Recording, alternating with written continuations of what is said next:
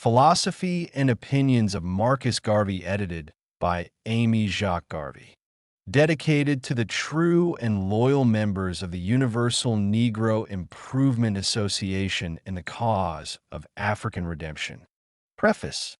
This volume is compiled from the speeches and articles delivered and written by Marcus Garvey from time to time. My purpose for compiling same primarily was not for publication, but rather to keep as a personal record of the opinions and sayings of my husband during his career as the leader of that portion of the human family known as the Negro race.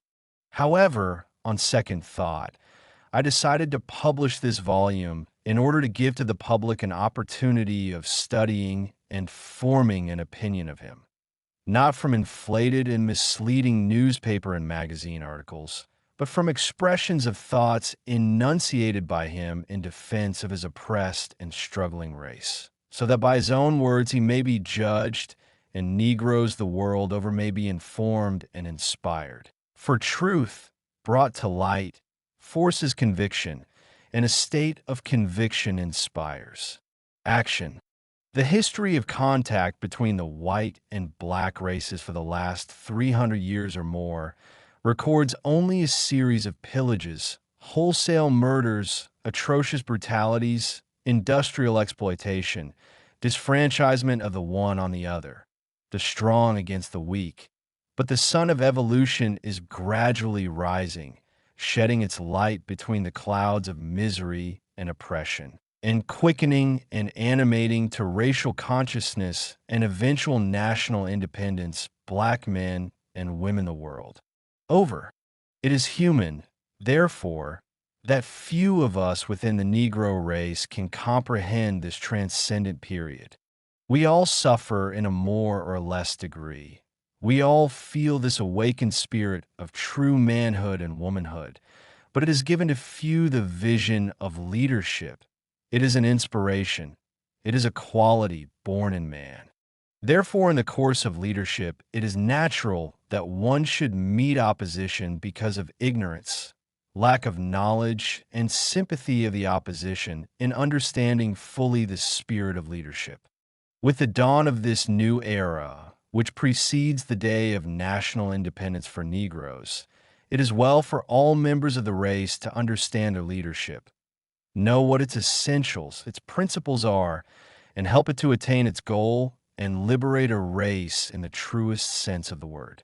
In Chapter 1 of this volume, I have endeavored to place before my readers gems of expression convincing in their truths. Chapter 2 deals with definitions and expositions of various interesting themes. Chapters 3 and 4 contain a collection of brief essays on subjects affecting world conditions generally and Negroes in particular.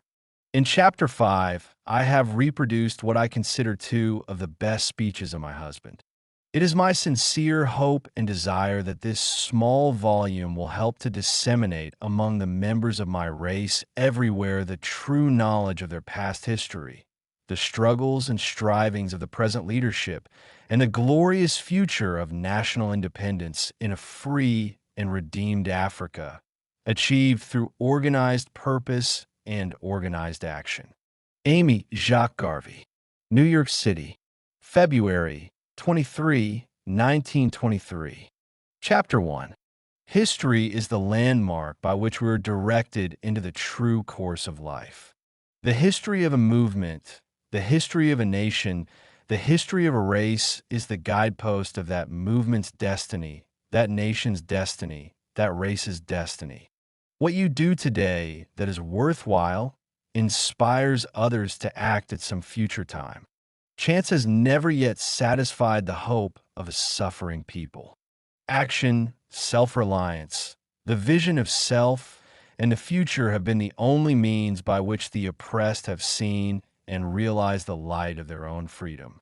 Life is that existence that is given to man to live for a purpose, to live to his own satisfaction and pleasure, providing he forgets not the God who created him and who expects a spiritual obedience and observation of the moral laws that he has inspired.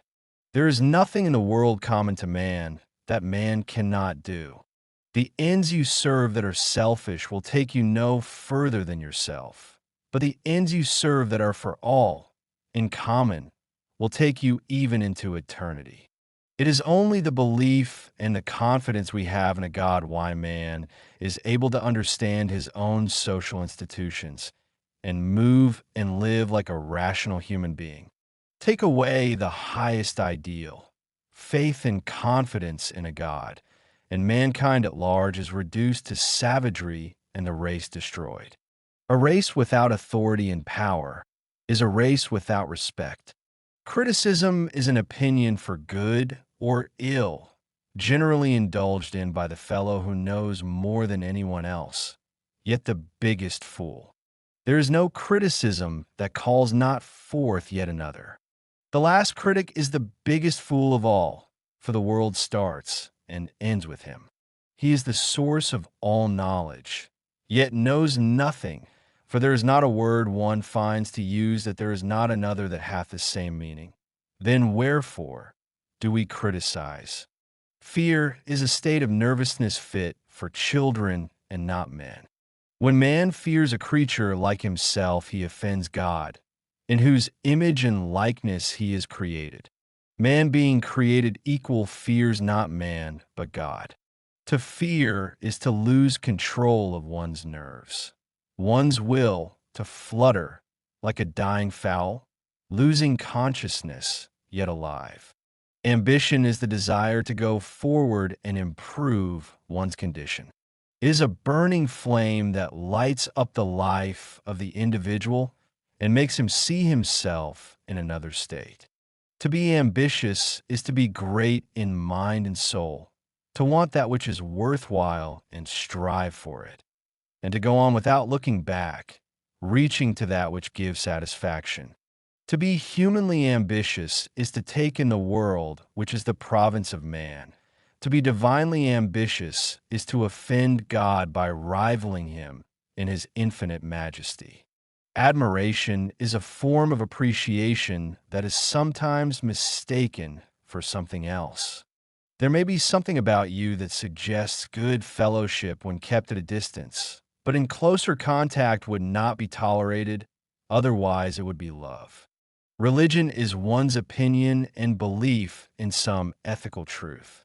To be a Christian is to have the religion of Christ, and so to be a believer of Muhammad is to be a Mohammedan, but there are so many religions that every man seems to be a religion unto himself. No two persons think alike, even if they outwardly profess the same faith, so we have as many religions in Christianity as we have believers.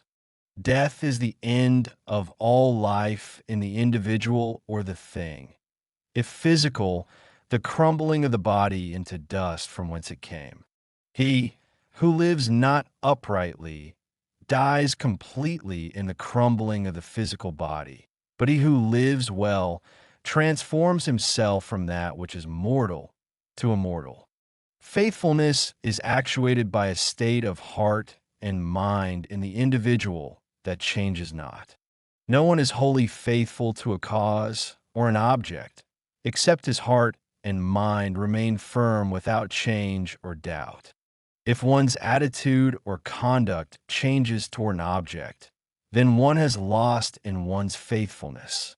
It is a wholeness of belief overshadowing all suspicion, all doubt, admitting of no question, to serve without regret or disgust, to obligate one's self to that which is promised or expected, to keep to our word and do our duty well.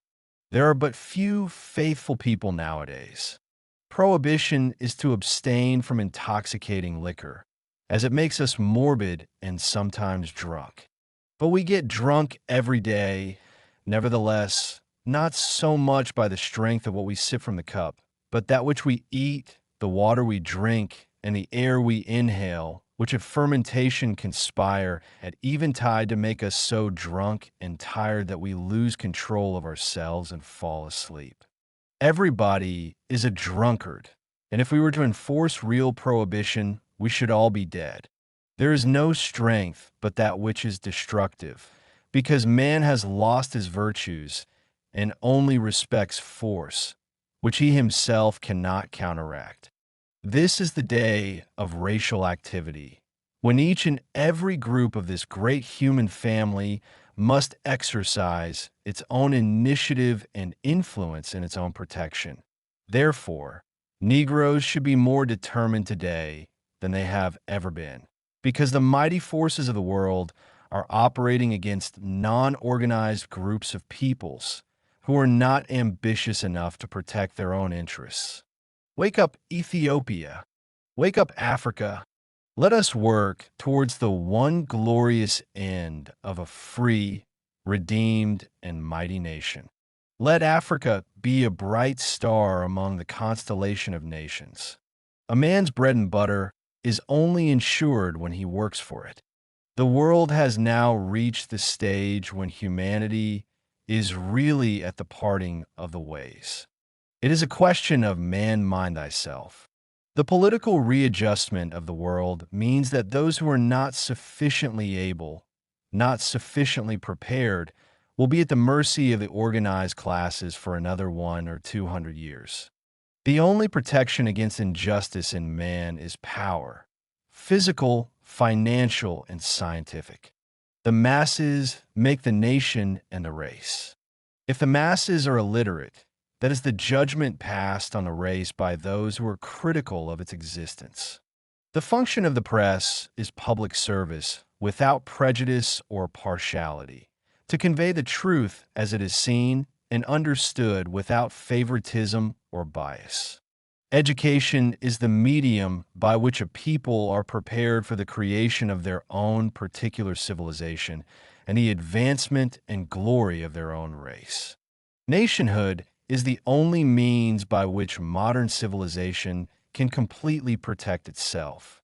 Independence of nationality, independence of government, is the means of protecting not only the individual, but the group. Nationhood is the highest ideal of all peoples. The evolutionary scale that weighs nations and races balances alike for all peoples. Hence, we feel sure that someday the balance will register a change for the Negro. If we are to believe the divine injunction, we must realize that the time is coming when every man and every race must return to its own vine and fig tree. Let Africa be our guiding star, our star of destiny. So many of us find excuses to get out of the Negro race because we are led to believe that the race is unworthy and that it has not accomplished anything. Cowards that we are, it is we who are unworthy because we are not contributing to the uplift and upbuilding of this noble race. How dare anyone tell us that Africa cannot be redeemed when we have 400 million men and women with warm blood coursing through their veins? The power that holds Africa is not divine. The power that holds Africa is human, and it is recognized that whatsoever man has done, man can do. We of a Negro race are moving from one state of organization to another, and we shall so continue until we have thoroughly lifted ourselves into the organization of government. Be as proud of your race today as our fathers were in the days of yore. We have a beautiful history, and we shall create another in the future that will astonish the world. Woman, what the night is to the day is woman to man. The period of change that brings us light out of darkness, darkness out of light, and semi-light out of darkness are like the changes we find in woman day by day. She makes one happy, then miserable. You order kind, then unkind. Constant yet inconstant. Thus we have woman. No real man can do without her. Love, a happy but miserable state in which man finds himself from time to time. Sometimes he believes he is happy by loving. Then suddenly he finds how miserable he is. It is all joy, it sweetens life, but it does not last. It comes and goes, but when it is active, there is no greater virtue, because it makes one supremely happy. We cannot hold our love, but there is one love that never changes or is mistaken, and that is God's. The longer we hold our love, the nearer we approach like unto our Creator. The whole world is run on bluff. No race, no nation, no man has any divine right to take advantage of others. Why allow the other fellow to bluff you? Every student of political science, every student of economics knows that the race can only be saved through a solid industrial foundation, and that the race can only be saved through political independence. Take away industry from a race, take away political freedom from a race, and you have a group of slaves. Peoples everywhere are traveling toward industrial opportunities and greater political freedom. As a race oppressed, it is for us to prepare ourselves that at any time the great change in industrial freedom and political liberty comes about, we may be able to enter into the new era as partakers of the joys to be inherited. Lagging behind in the van of civilization will not prove our higher abilities. Being subservient to the will and caprice of progressive races will not prove anything superior in us. Being satisfied to drink of the dregs from the cup of human progress will not demonstrate our fitness as a people to exist alongside of others. But when of our own initiative we strike out to build industries, governments, and ultimately empires, then and only then will we as a race prove to our Creator and to man in general that we are fit to survive and capable of shaping our own destiny. The world ought to know that it could not keep 400 million Negroes down forever. There is always a turning point in the destiny of every race, every nation, of all peoples, and we have come now to the turning point of the Negro, where we have changed from the old cringing weakling and transformed into full-grown men, demanding our portion as men. I am not one of those Christians who believe that the Bible can solve all the problems of humanity. The Bible is good in its place, but we are men. We are the creatures of God. We have sinned against Him. Therefore, it takes more than the Bible to keep us in our places.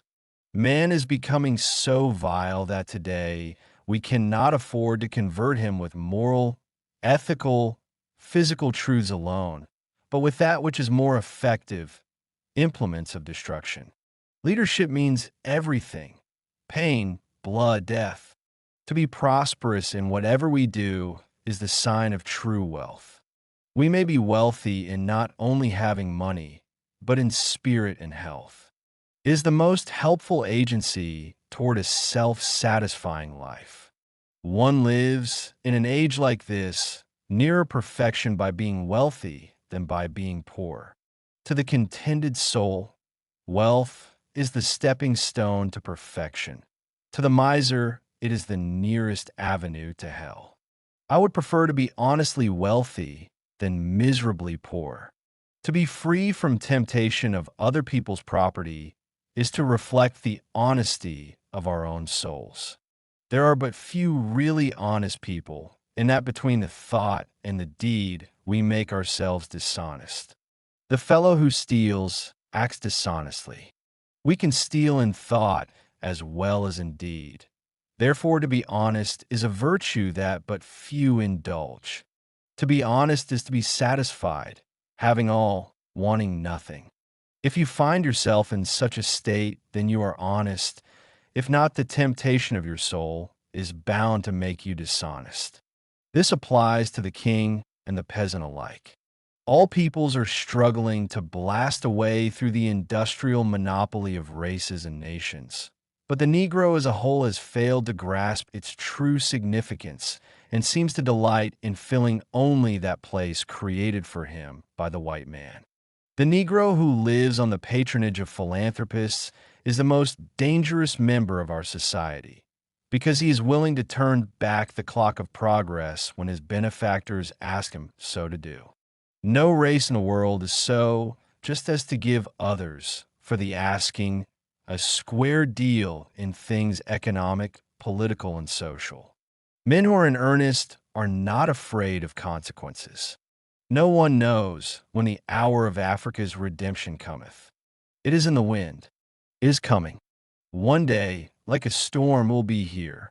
When that day comes, all Africa will stand together. Any sane man, race, or nation that desires freedom must first of all think in terms of blood. Why? Even the Heavenly Father tells us that without the shedding of blood, there can be no remission of sins. Then how in the name of God, with history before us, do we expect to redeem Africa without preparing ourselves, some of us to die?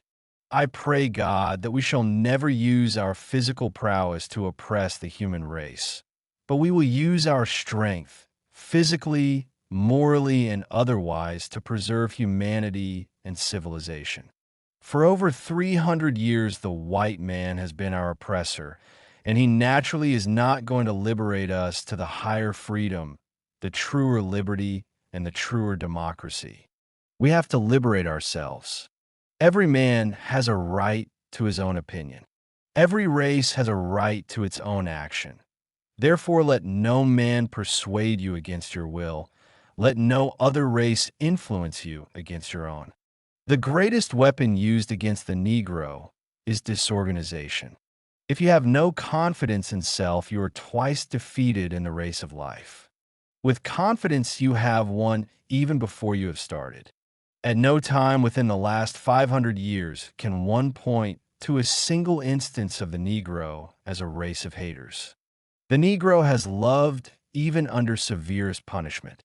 In slavery, the Negro loved his master. He safeguarded his home even when he further planned to enslave him. We are not a race of haters, but lovers of humanity's cause. Mob violence and injustice have never helped a race or a nation. And because of this knowledge as gathered from the events of ages, we as a people in this new age desire to love all mankind, not in the social sense, but in keeping with the divine injunction, man, love thy brother. Preparedness is the watchword of this age. For us as a race to remain, as we have been in the past, divided among ourselves, parochializing, insularizing, and nationalizing our activities as subjects and citizens of the many alien races and governments under which we live, is but to hold ourselves in readiness for that great catastrophe that is bound to come, that of racial extermination at the hands of the stronger race, the race that will be fit to survive. Humanity takes revenging crime from one age to the next, according to the growth and development of the race so afflicted. But the perpetuation of crime through revenge and retaliation will not save the human race. Europe is bankrupt today, and every nation within her bounds is endeavoring to find new openings, new fields for exploitation. That exploitation that will bring to them the resources, the revenue, and the power necessary for their rehabilitation and well-being. We are living in a strenuous, active age when men see, not through the spectacles of sympathy, but demand that each and every one measures up in proportion to the world's demand for service. The attitude of the white race is to subjugate, to exploit, and if necessary, exterminate the weaker peoples with whom they come in contact. They subjugate first if the weaker peoples will stand for it, then exploit, and if they will not stand for subjugation nor exploitation, the other recourse is extermination. If the Negro is not careful, he will drink in all the poison of modern civilization and die from the effects of it. There can be no peace among men and nations. So long as the strong continues to oppress the weak, so long as injustice is done to other peoples, just so long will we have cause for war and make a lasting peace an impossibility. Hungry men have no respect for law, authority, or human life. I am not opposed to the white race as charged by my enemies. I have no time to hate anyone. All my time is devoted to the upbuilding and development of the Negro race. When nations outgrow their national limits, They make war and conquer other people's territory so as to have an outlet for their surplus populations. The world does not count races and nations that have nothing. Point me to a weak nation, and I will show you a people oppressed, abused, taken advantage of by others. Show me a weak race, and I will show you a people reduced to serfdom, peonage, and slavery. Show me a well-organized nation, and I will show you a people and a nation respected by the world. The battles of the future, whether they be physical or mental, will be fought on scientific lines. And the race that is able to produce the highest scientific development is the race that will ultimately rule. Let us prepare today, for the tomorrows in the lives of the nations will be so eventful that Negroes everywhere will be called upon to play their part in the survival of the fittest human group. Let us, in shaping our own destiny, set before us the qualities of human justice, love, charity, mercy, and equity. Upon such foundation, let us build a race. And I feel that the God who is divine, the almighty creator of the world, shall forever bless this race of ours. And who to tell that we shall not teach men the way to life, liberty, and true human happiness? Day by day, we hear the cry of Africa for the Africans. This cry has become a positive, determined one. It is a cry that is raised simultaneously the world over because of the universal oppression that affects the Negro. All of us may not live to see the higher accomplishment of an African empire, so strong and powerful as to compel the respect of mankind, but we in our lifetime can so work and act as to make the dream a possibility within another generation. Chapter 2. Propaganda. We are living in a civilization that is highly developed. We are living in a world that is scientifically arranged in which everything done by those who control is done through system, proper arrangement, proper organization, and among some of the organized methods used to control the world is the thing known and called propaganda. Propaganda has done more to defeat the good intentions of races and nations than even open warfare. Propaganda is a method or medium used by organized peoples to convert others against their will. We of the Negro race are suffering more than any other race in the world from propaganda. Propaganda to destroy our hopes, our ambitions, and our confidence in self. Slavery. Slavery is a condition imposed upon individuals or races not sufficiently able to protect or defend themselves. And so long as a race or people expose themselves to the danger of being weak, no one can tell when they will be reduced to slavery.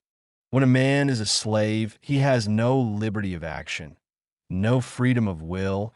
He is bound and controlled by the will and act of others. As of the individual, so of the race. Slavery is not a condition confined to any one age or race of people.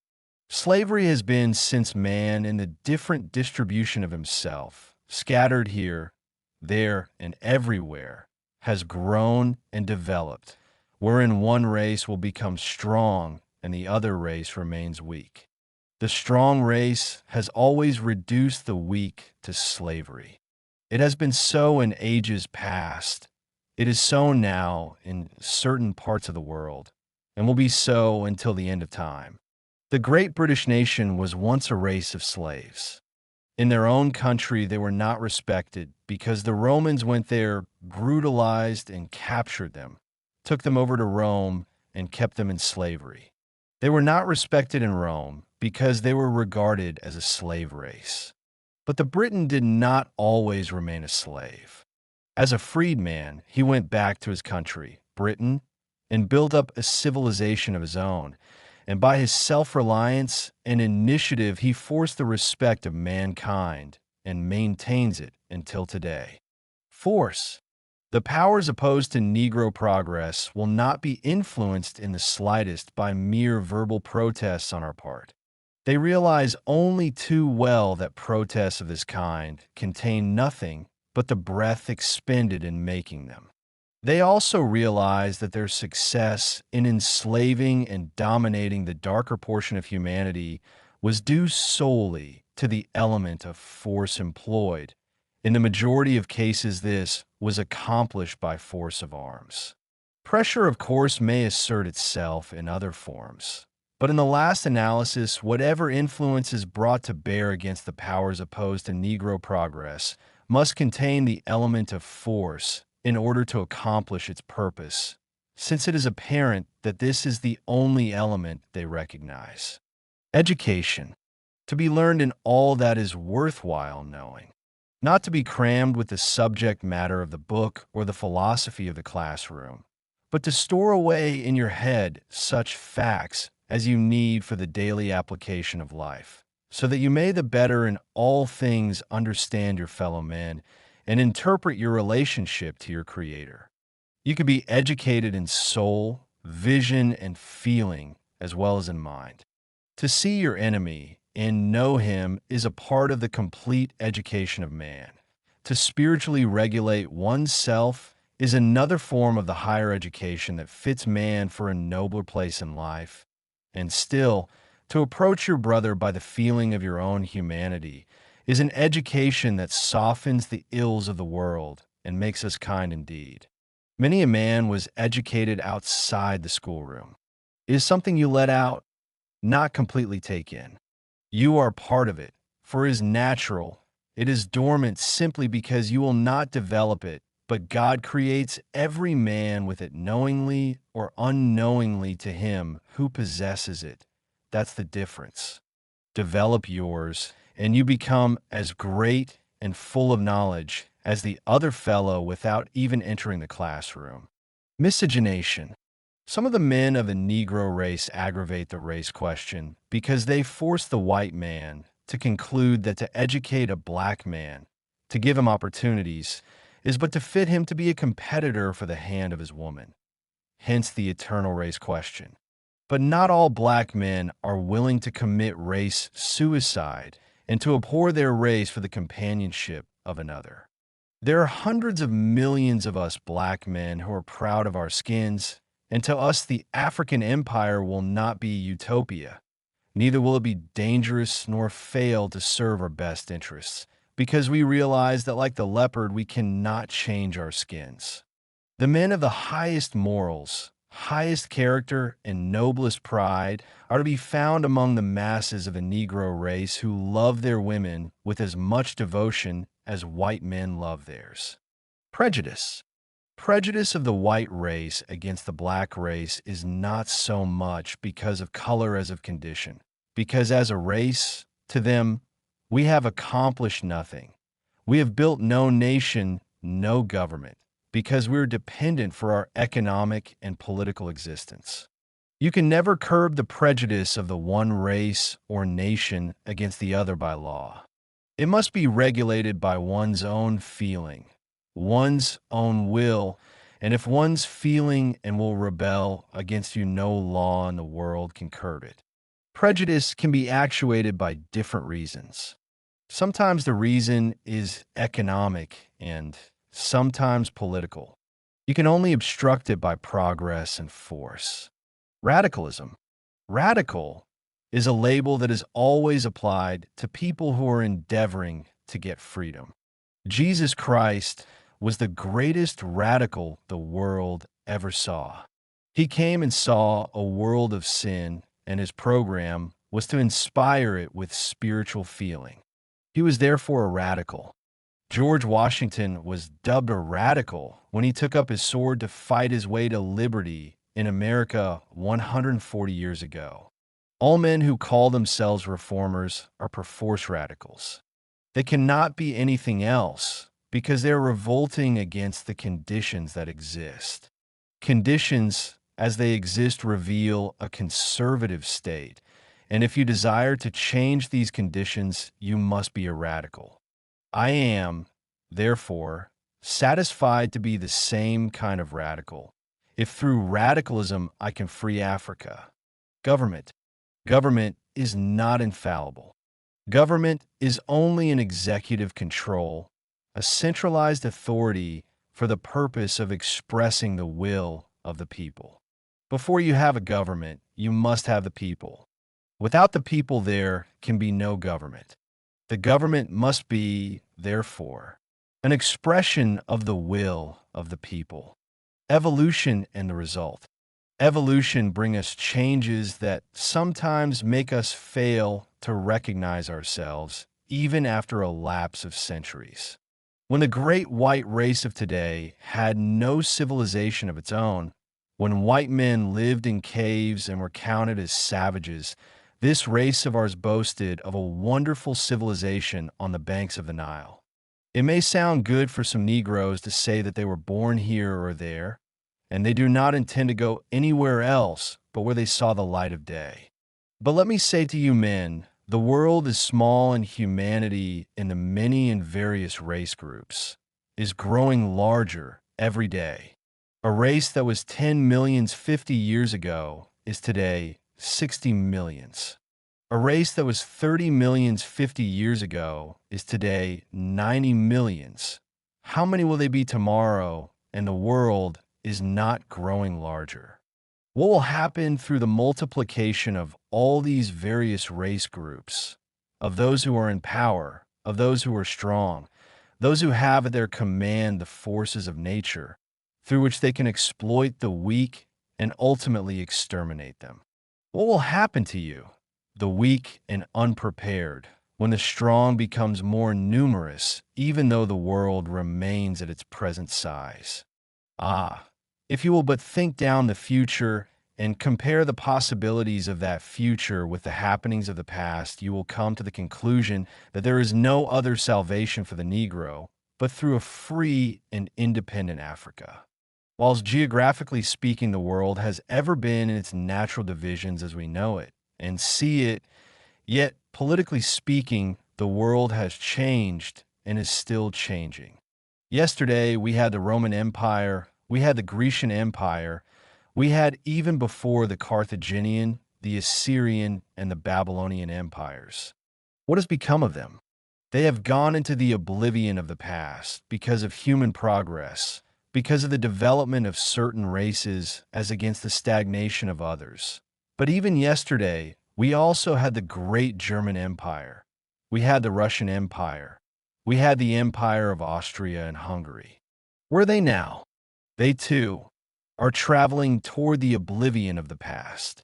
Today we have the great French Empire, the British Empire, and other great commonwealths. Will they stand? Ah, I think not, because evolution and human progress bring changes, and in the changes no man can tell what will happen tomorrow as against what exists today. Therefore, I say to the 400 million Negroes of the world, prepare yourselves for the higher life, the life of liberty, industrially, educationally, socially, and politically. Poverty, a hellish state to be in, is no virtue. It is a crime. To be poor is to be hungry without possible hope of food, to be sick without hope of medicine, to be tired and sleepy without a place to lay one's head, to be naked without the hope of clothing, to be despised and comfortless. To be poor is to be a fit subject for crime and hell. The hungry man steals bread and thereby breaks the 8th commandment. By his state, he breaks all the laws of God and man and becomes an outcast. In thought and deed, he covets his neighbor's goods. Comfortless as he is, he seeks his neighbor's wife. To him there is no other course but sin and death. That is the way of poverty. No one wants to be poor. Power. Power is the only argument that satisfies man. Except the individual, the race, or the nation has power that is exclusive. It means that that individual, race, or nation will be bound by the will of the other who possesses this great qualification. It is the physical and pugilistic power of Harry Wills that makes white men afraid to fight him. It was the industrial and scientific power of the Teutonic race that kept it for years as dictator of the economic and scientific policies of Europe. It is the naval and political power of Great Britain that keeps her mistress of the seas. It is the commercial and financial power of the United States of America that makes her the greatest banker in the world. Hence, it is advisable for the Negro to get power of every kind. Power in education, science, industry, politics, and higher government. That kind of power that will stand out signally so that other races and nations can see, and if they will not see, then feel. Man is not satisfied or moved by prayers or petitions, but every man is moved by that power of authority which forces him to do even against his will. Universal suspicion. Humanity everywhere is struggling toward political freedom and economic opportunity. In this struggle, we are confronted with the rivalry of the keenest minds of the age, each race and nation seeking to present its best to the world. So much is expected of each by the different rivals that it becomes impossible to reach an amicable settlement and to establish universal confidence. It can be plainly seen that no one race or nation trusts the other. There is a universal suspicion that hovers over the conduct of every great leader representative of his race or nation. It is this suspicion that limited the Washington Four-Pack Treaty. It is this suspicion that caused the failure of the Genoa Conference. It is this suspicion that is going to wreck ultimately many of the nations and empires of today, thereby throwing into obscurity many of the races that now dominate the affairs of man. We as a race are called upon to play our part, and we must do it well. In the spread of this universal suspicion that causes nation to distrust nation and race to distrust race, we also have our distrust, which makes it impossible for us to believe in anyone else but ourselves. Dissertation on man. Man is the individual who is able to shape his own character, master his own will, direct his own life, and shape his own ends. When God breathed into the nostrils of man the breath of life, he made him a living soul and bestowed upon him the authority of Lord of creation. He never intended that that individual should descend to the level of a peon, a serf, or a slave, but that he should be always man in the fullest possession of his senses and with the truest knowledge of himself.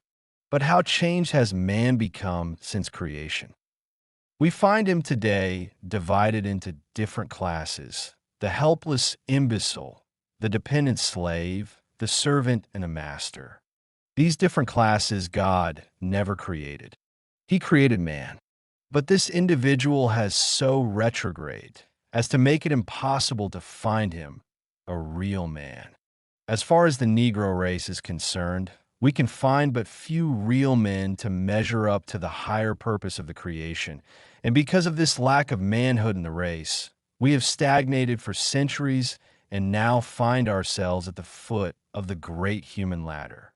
After the creation, and after man was given possession of the world, the Creator relinquished all authority to his Lord, except that which was spiritual.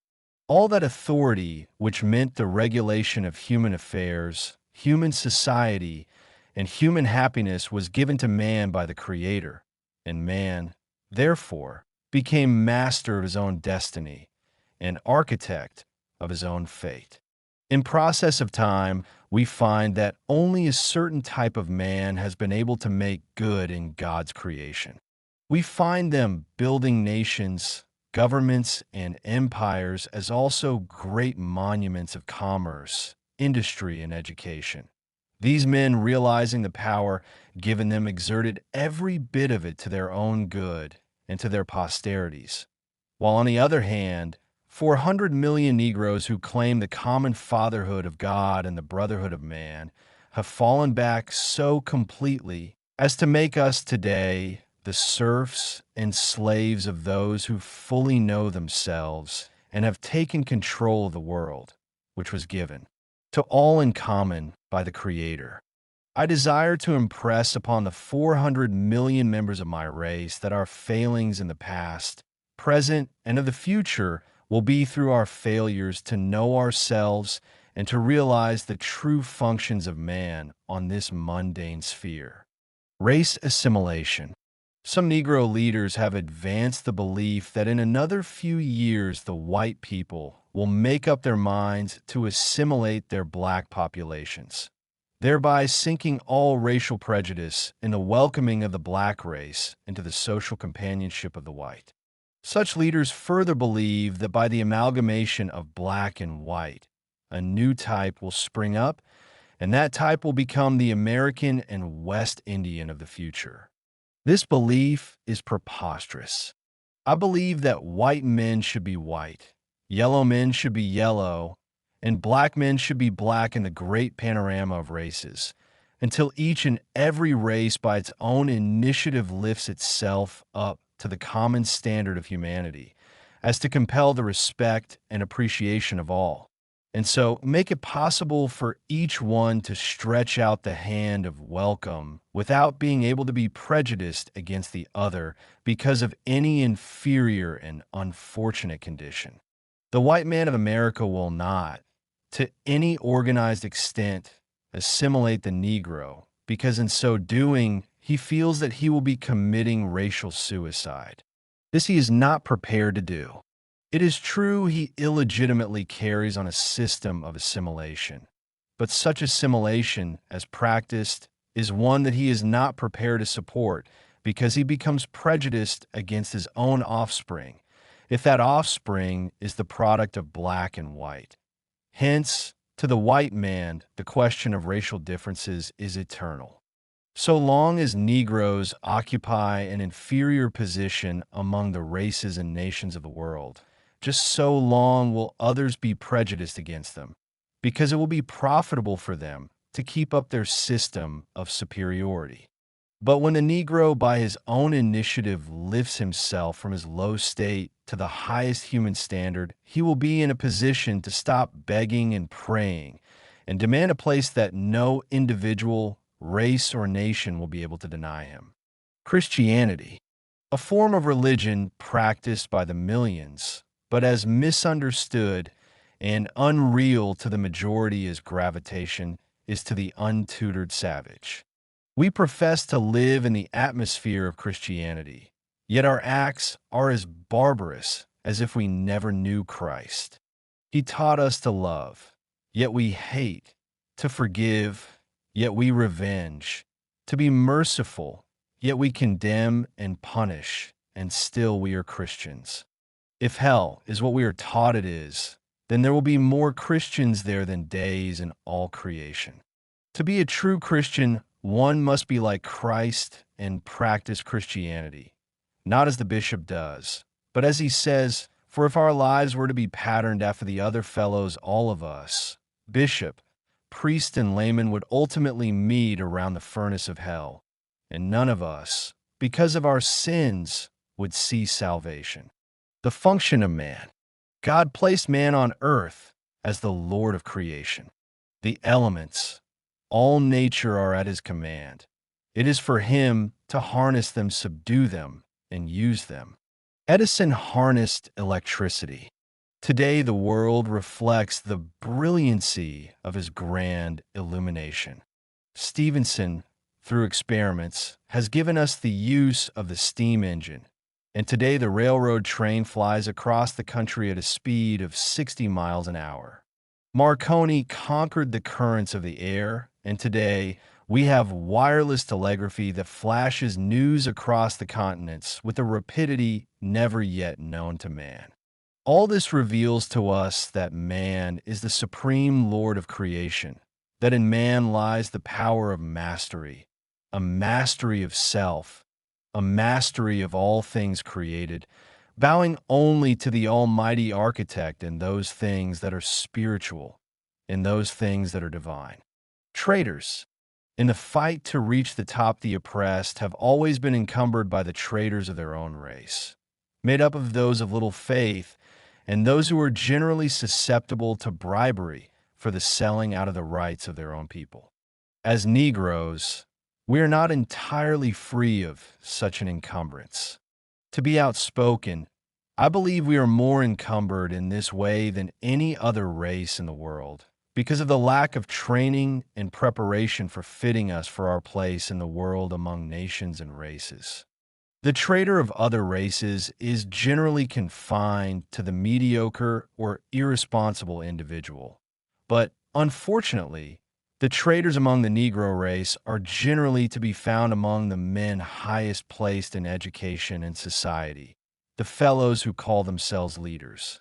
For us to examine ourselves thoroughly as a people, we will find that we have more traitors than leaders, because nearly everyone who essays to lead the race at this time does so by first establishing himself as the pet of some philanthropist of another race, to whom he will go and debase his race in the worst form, humiliate his own manhood, and thereby win the sympathy of the great benefactor, who will dictate to him what he should do in the leadership of the Negro race. It is generally, you must go out and teach your people to be meek and humble. Tell them to be good servants, loyal and obedient to their masters. If you will teach them such a doctrine, you can always depend on me to give you $1,000 a year or $5,000 a year for the support of yourself, the newspaper, or the institution you represent. I will always recommend you to my friends as a good fellow who is all right. With this advice and prospect of patronage, the average Negro leader goes out to lead the unfortunate mass. These leaders tell us how good Mr. So and so is, how many good friends we have in the opposite race, and that if we leave everything to them, all will work out well. This is the kind of leadership we have been having for the last 50 years. It is nothing else but treachery and treason of the worst kind.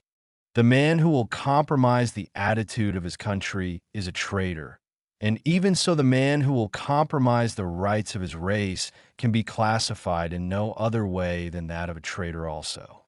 Not until we settle down as 400 million people and let the men who have placed themselves in the lead of us realize that we are disgusted and dissatisfied, and that we shall have a leadership of our own and stick by it when we get it, will we be able to lift ourselves from this mire of degradation to the heights of prosperity, human liberty, and human appreciation. Chapter 3. Present-day civilization. We are circumvented today by environments more dangerous than those which circumvented other peoples in any other age. We are face to face with environments in a civilization that is highly developed, a civilization that is competing with itself for its own destruction, a civilization that cannot last because it has no spiritual foundation, a civilization that is vicious, crafty, dishonest, immoral, irreligious, and corrupt. We see a small percentage of the world's populace feeling happy and contented with this civilization that man has evolved, and we see the masses of the human race, on the other hand, dissatisfied and discontented with the civilization of today, the arrangement of human society.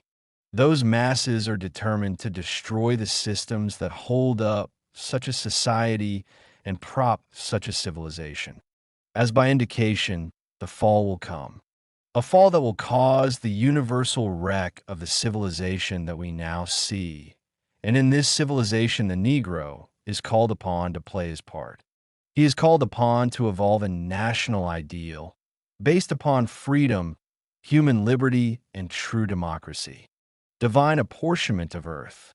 God Almighty created all men equal, whether they be white, yellow, or black. And for any race to admit that it cannot do what others have done is to hurl an insult at the Almighty who created all races equal in the beginning. The white man has no right of way to this green earth, neither the yellow man.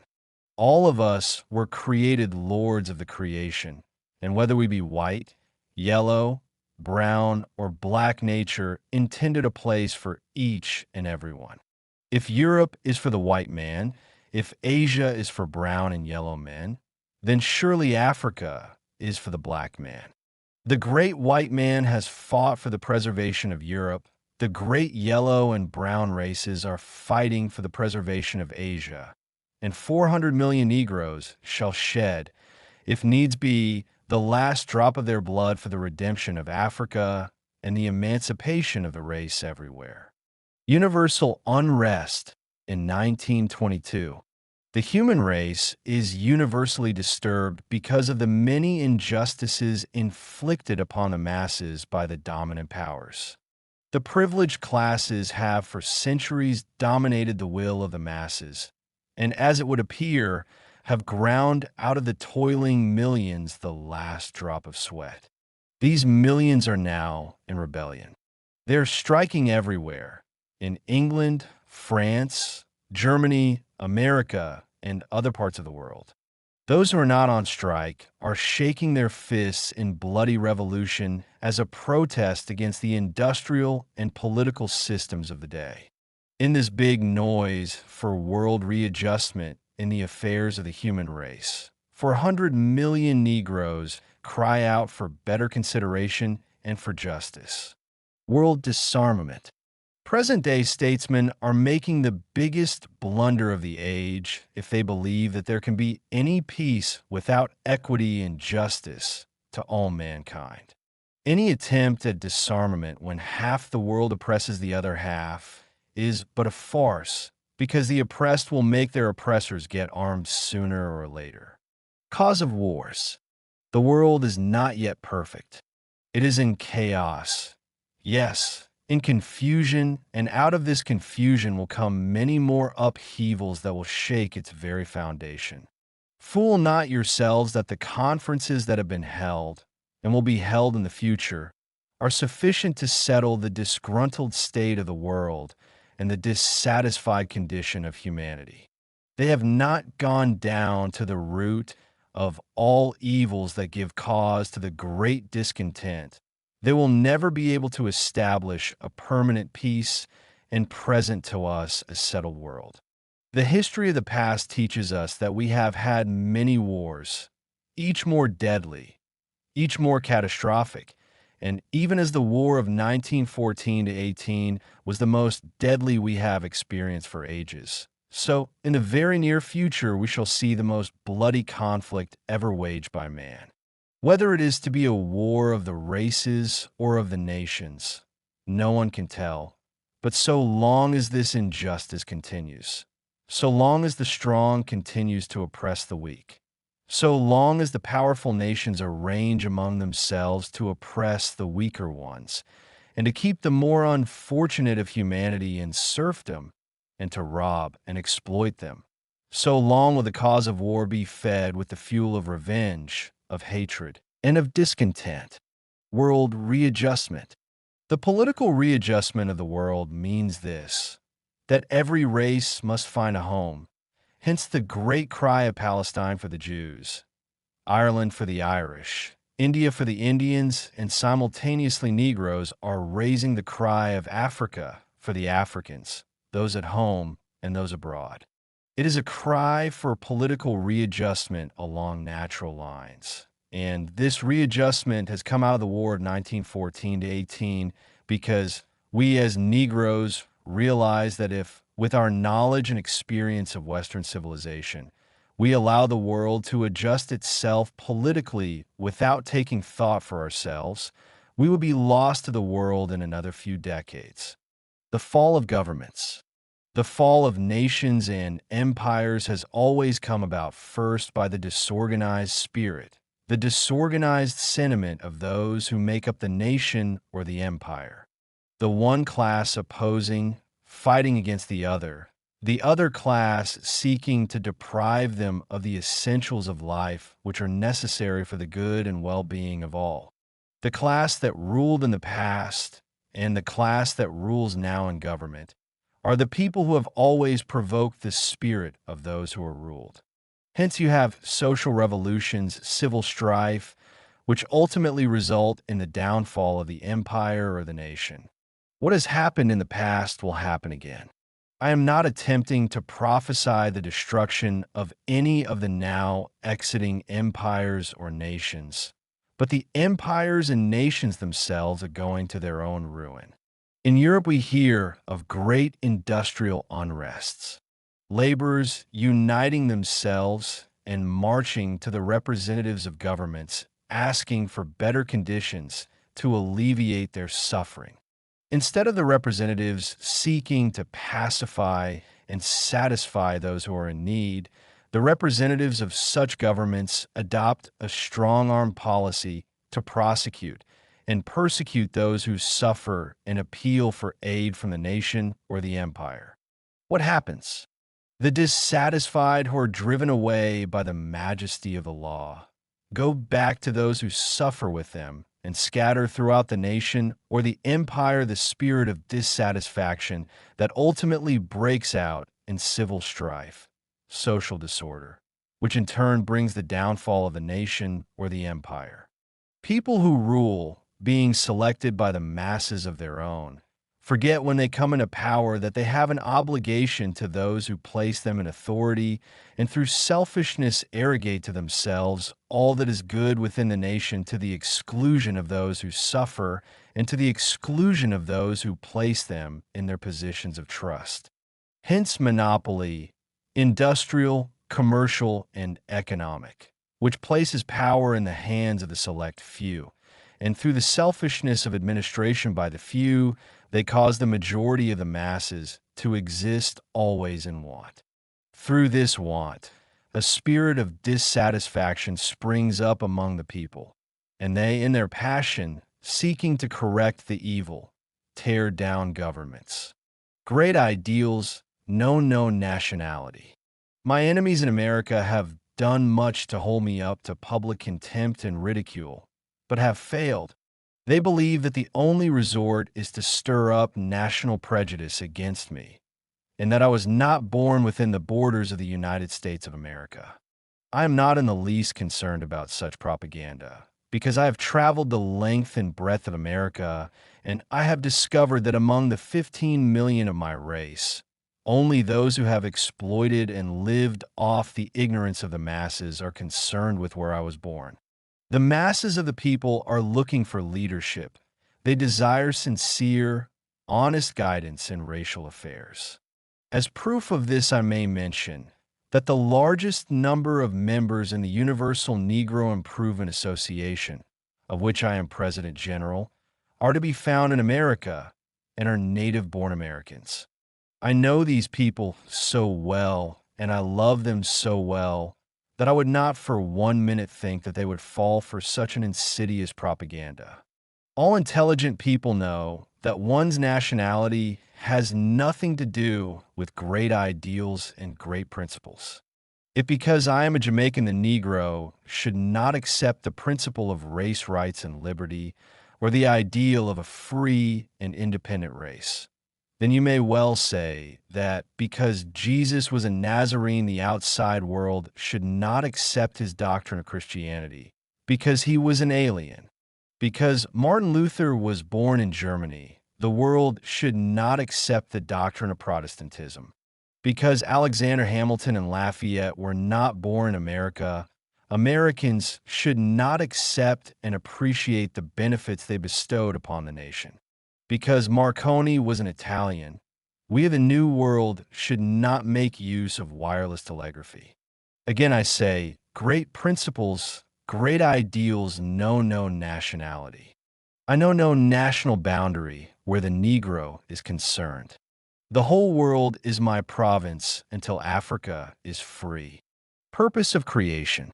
The man or woman who has no confidence in self is an unfortunate being and is really a misfit in creation.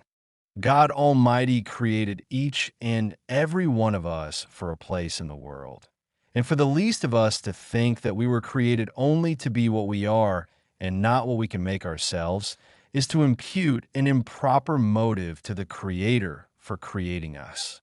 God Almighty created us all to be free. That the Negro race became a race of slaves was not the fault of God Almighty, the divine master. It was the fault of the race. Sloth, neglect, indifference caused us to be slaves. Confidence, conviction, action will cause us to be free men today. Purity of race. I believe in a pure black race, just as how all self-respecting whites believe in a pure white race, as far as that can be. I am conscious of the fact that slavery brought upon us the curse of many colors within the Negro race. But that is no reason why we of ourselves should perpetuate the evil. Hence, instead of encouraging a wholesale bastardy in the race, we feel that we should now set out to create a race type and standard of our own, which could not, in the future, be stigmatized by bastardy, but could be recognized and respected as the true race type anteceding even our own time. Man, know thyself. For man to know himself is for him to feel that for him there is no human master. For him nature is his servant, and whatsoever he wills in nature, that shall be his reward. If he wills to be a pygmy, a serf, or a slave, that shall he be. If he wills to be a real man in possession of the things common to man, then he shall be his own sovereign.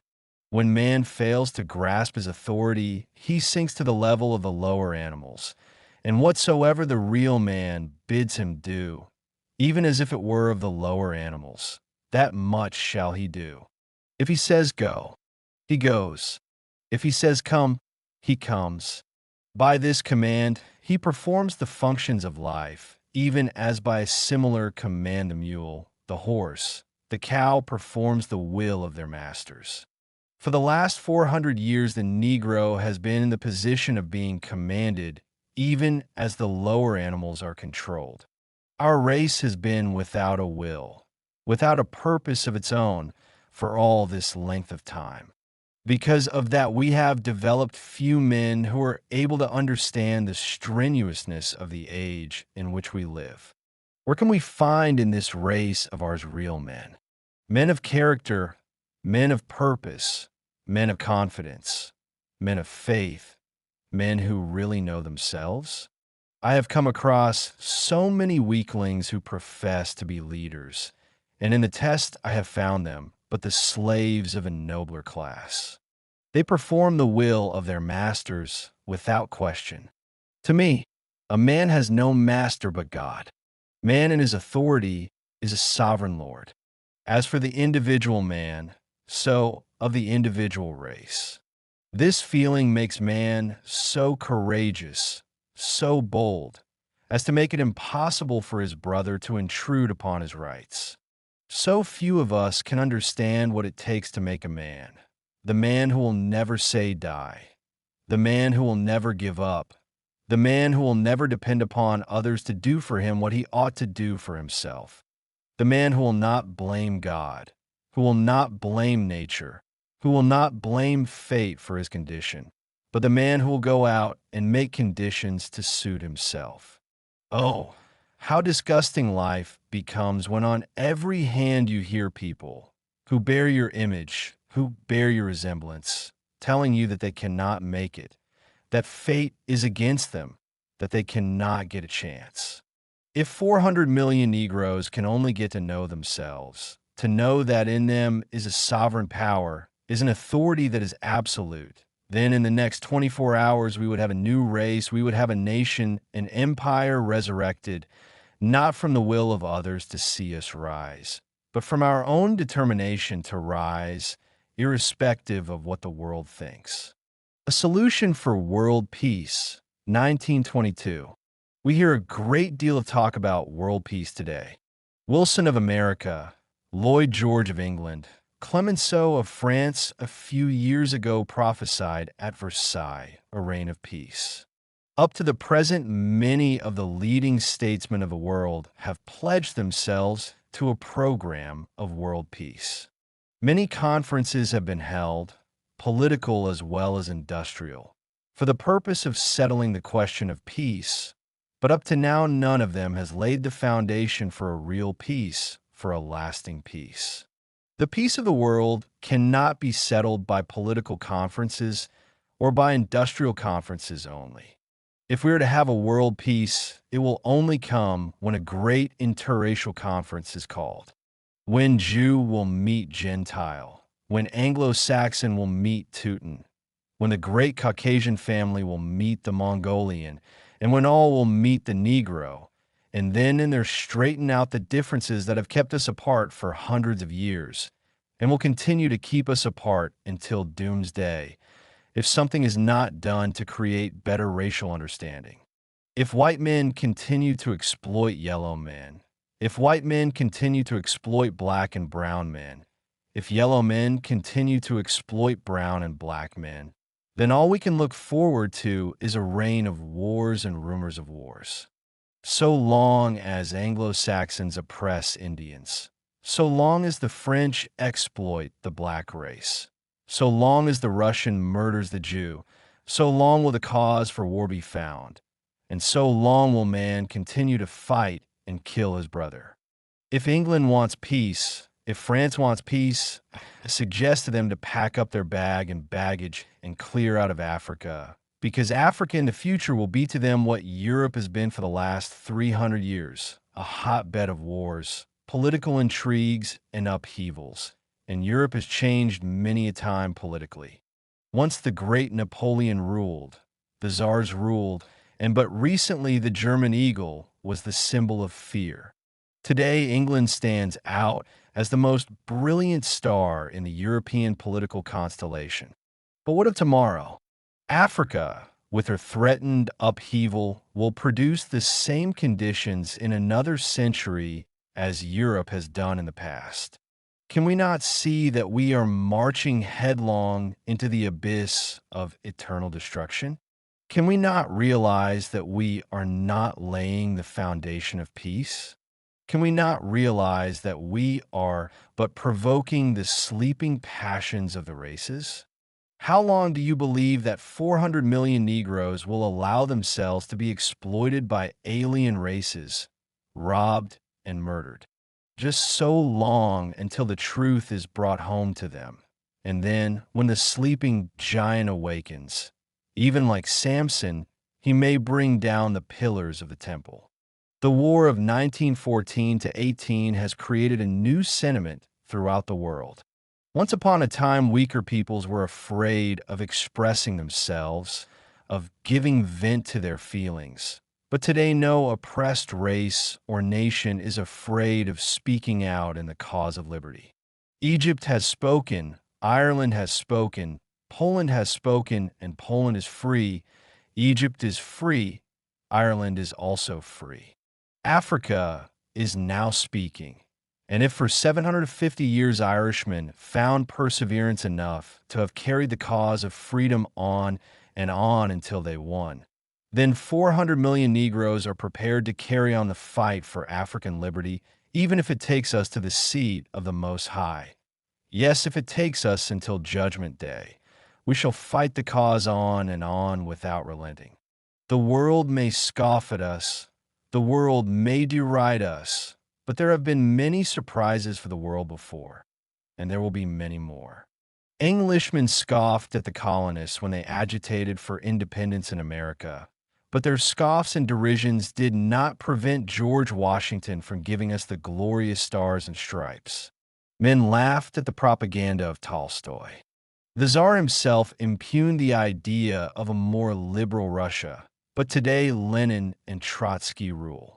Yes, the Lewises laughed at the propaganda of the liberals of France, but the French monarchy is no more.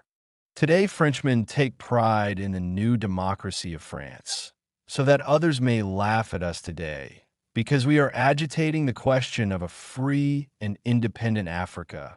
But tomorrow, who knows, Africa will loom up as the greatest republic in the world. God is a warlord.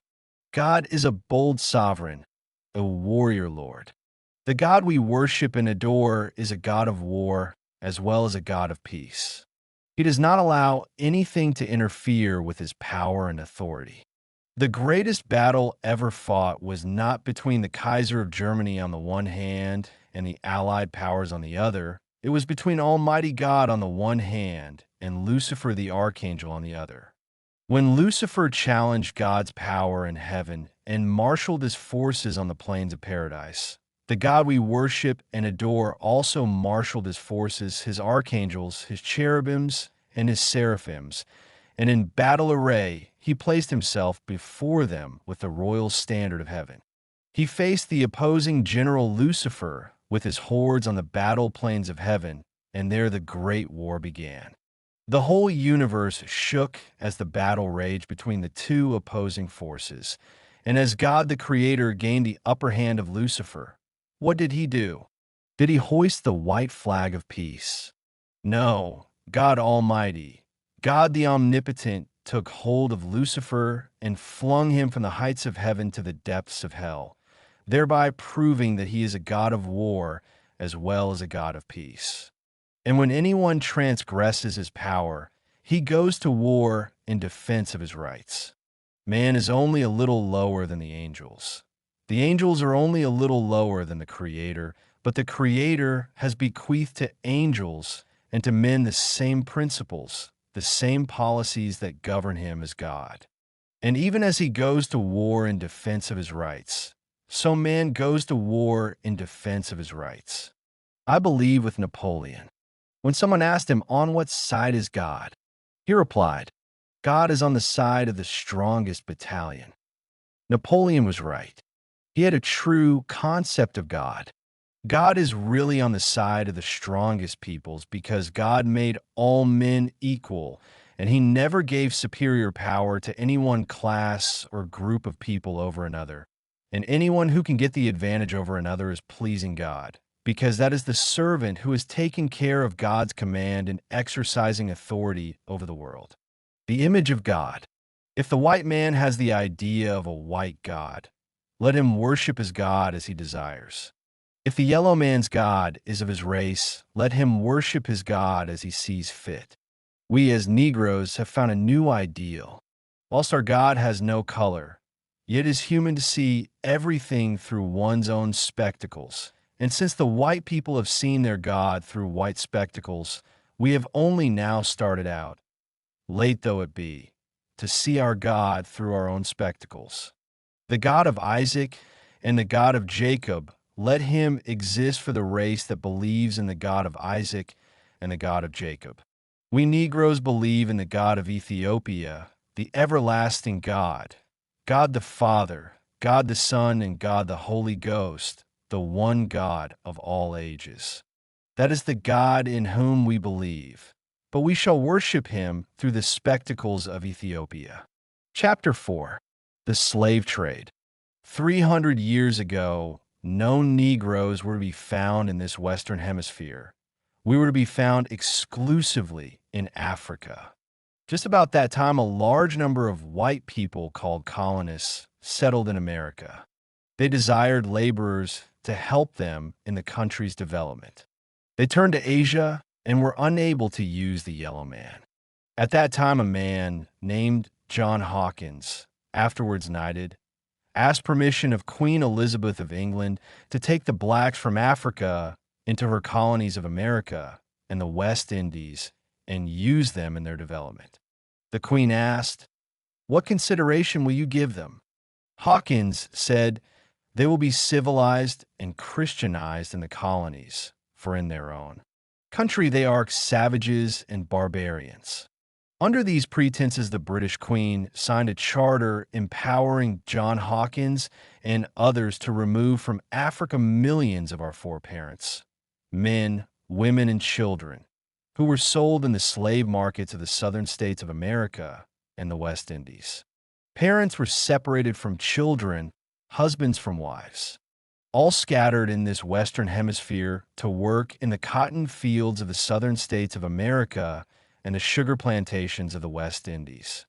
The Negroes who were sold in the West Indies remained as slaves for 230 years, and those sold in America for 250 years. The West Indian Negroes were emancipated 85 years ago by Queen Victoria of England, and the American Negroes 58 years ago by Abraham Lincoln. We, the Negroes in this Western Hemisphere, are descendants of those Africans who were enslaved and transported to these shores, where they suffered, bled, and died to make us what we are today, civilized Christian free men. Should we not, therefore, turn our eyes towards Africa, our ancestral home, and free it from the thraldom of alien oppression and exploitation? Negro status under alien governments. Within modern times, the Negro race has not had any real statesmen, and the masses of our people have always accepted the intentions and actions of the statesmen and leaders of other races as being directed in our interest as a group in conjunction with the interests of others. Such a feeling on our part caused us to believe that the Constitution of the United States was written for Negroes, as well as the constitutions of England, France, Italy, Germany, and other countries where Negroes happen to have their present domicile, either as citizens or as subjects. That we suffer so much today under whatsoever flag we live is proof positive that constitutions and laws, when framed by the early advocates of human liberty, never included and were never intended for us as a people. It is only a question of sheer accident that we happen to be fellow citizens today with the descendants of those who, through their advocacy, descendants laid the foundation for human rights. So this brings us to the point where, as a people, we can expect very little from the efforts of present-day statesmen of other races, in that their plans, as far as advantages to be derived therefrom are concerned, are laid only in the interests of their own people and not in the interest of Negroes. Hence, it is imperative that Negroes, as a people, evolve, just at this time, a statesmanship sufficiently able to cope with the designs and movements that are being made that will, except we prevent it, ultimately mean our doom and destruction. The Negro as an industrial makeshift. The Negro's prosperity today, limited as it is based upon the foundation laid by an alien race that is not disposed to go out of its way to prepare for the economic existence of anyone else but itself. Therefore, our present prosperity, as far as employment goes, is purely accidental. It is as accidental today as it was during the War of 1914 to 18 when colored men were employed in different occupations, not because they were wanted, but because they were filling the places of men of other races who were not available at that time. Negroes are still filling places, and as time goes on and the age grows older, our occupations will be gone from us, because those for whom we filled the places will soon appear, and as they do, we shall gradually find our places among the millions of permanent unemployed. The thing for the Negro to do, therefore, is to adjust his own economic present in readiness for the future. A race that is solely dependent upon another for its economic existence sooner or later dies. As we have in the past been living upon the mercies shown us by others and by the chances obtainable, and have suffered therefrom, so will we in the future suffer if an effort is not made now to adjust our own affairs. Lack of cooperation in the Negro race. It is so hard, so difficult to find men who will stick to a purpose, who will maintain a principle for the worth of that principle, for the good of that purpose. And if there is a race that needs such men in the world today, God Almighty knows it is the race of which I am a member.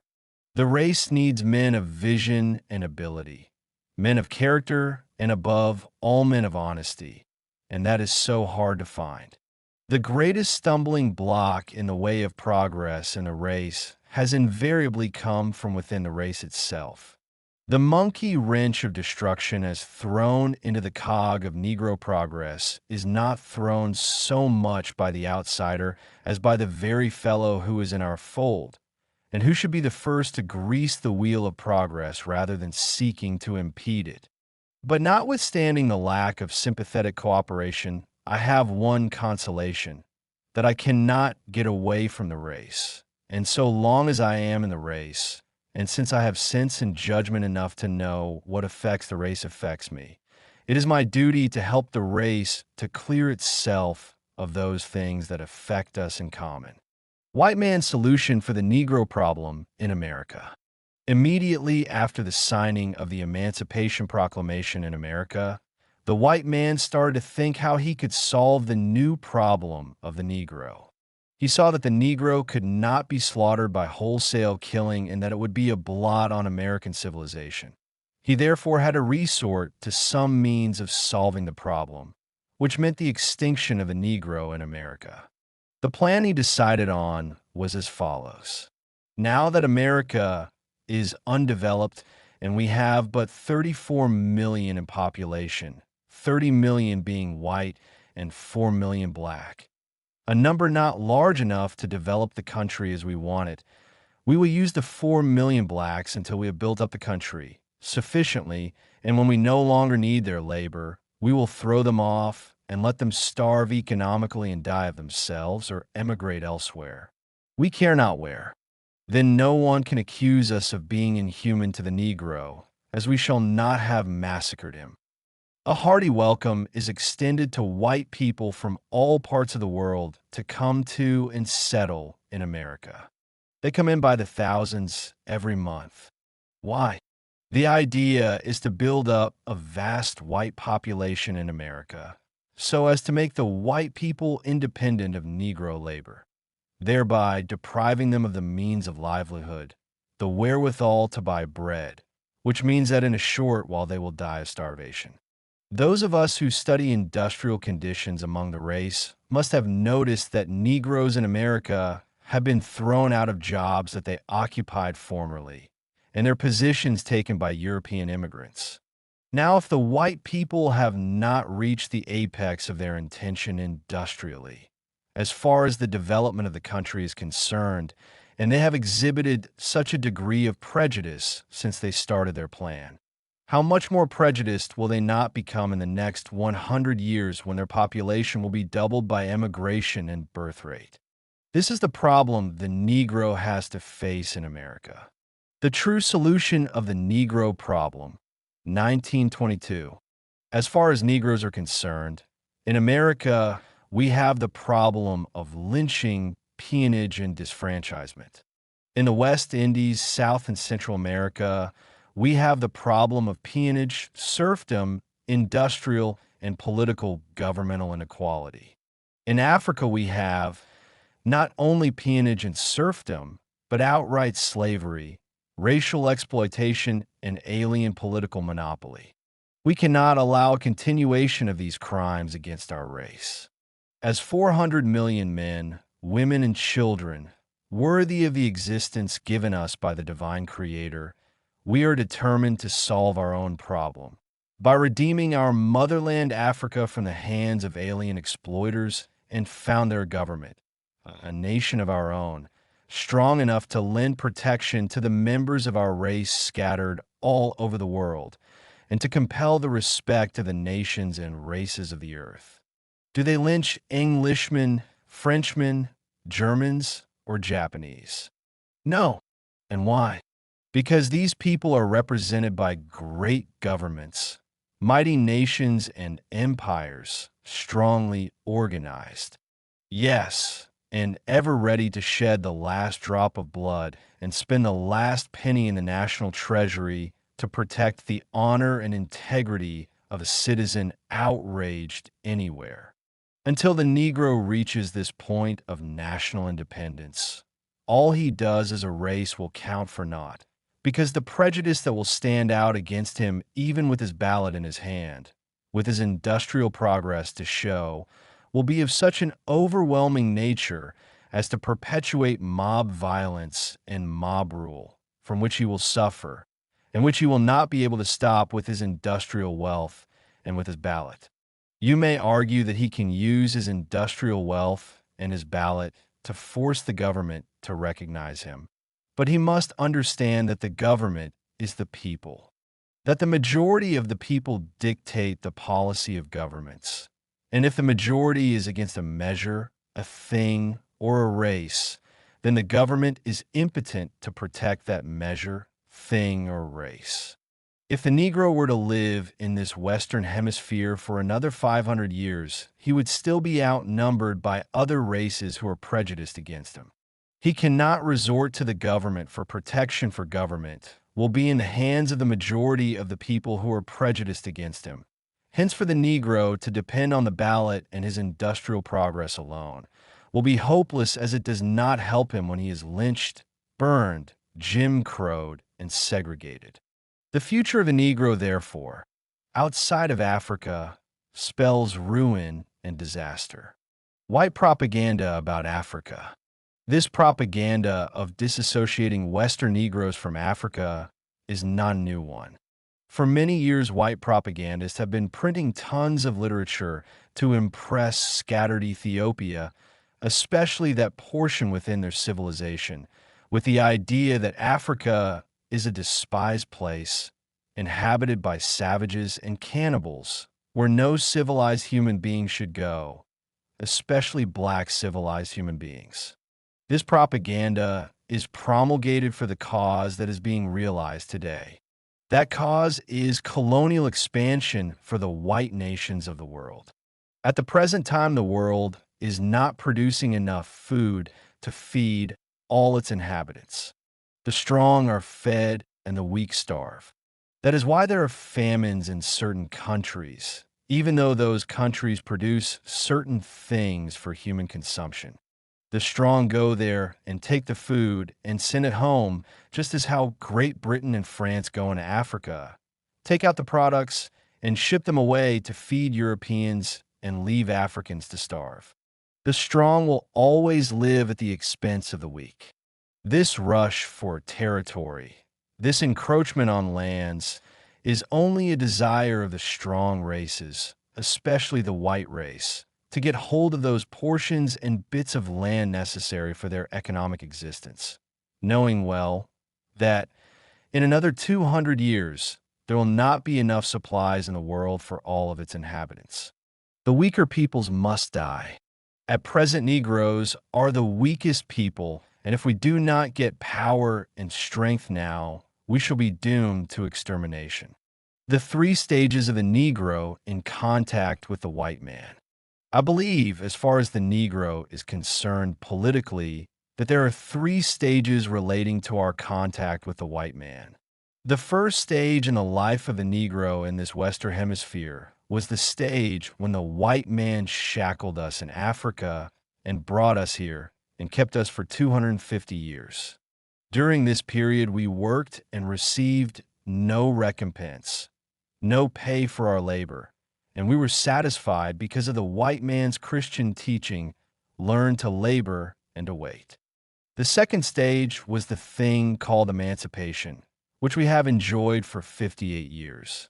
This stage came when they gave us partial freedom and a petty existence by way of wages, and we were satisfied during that stage to do just what they told us to do. We worked for small wages and voted Republican, Democratic, and so forth, until after 58 years we discovered that a change was necessary. Now we have entered into the third stage of our existence, wherein we say to the white man, after 250 years of slavery and 58 years of partial freedom under your leadership, we're going to try but 50 years under our own direction. This new stage calls for all the manhood within the race and means that we must throw off all the conditions that affected us in the first and second stages and go out and acquit ourselves like men in the economic, industrial, and political arena. Booker T. Washington's program. The world held up the great sage of Tuskegee, Booker T. Washington, as the only leader for the race. They looked forward to him and his teachings as the leadership for all times, not calculating that the industrially educated Negro would himself evolve a new ideal after having been trained by the sage of Tuskegee. The world satisfied itself to believe that succeeding Negro leaders would follow absolutely the teachings of Washington.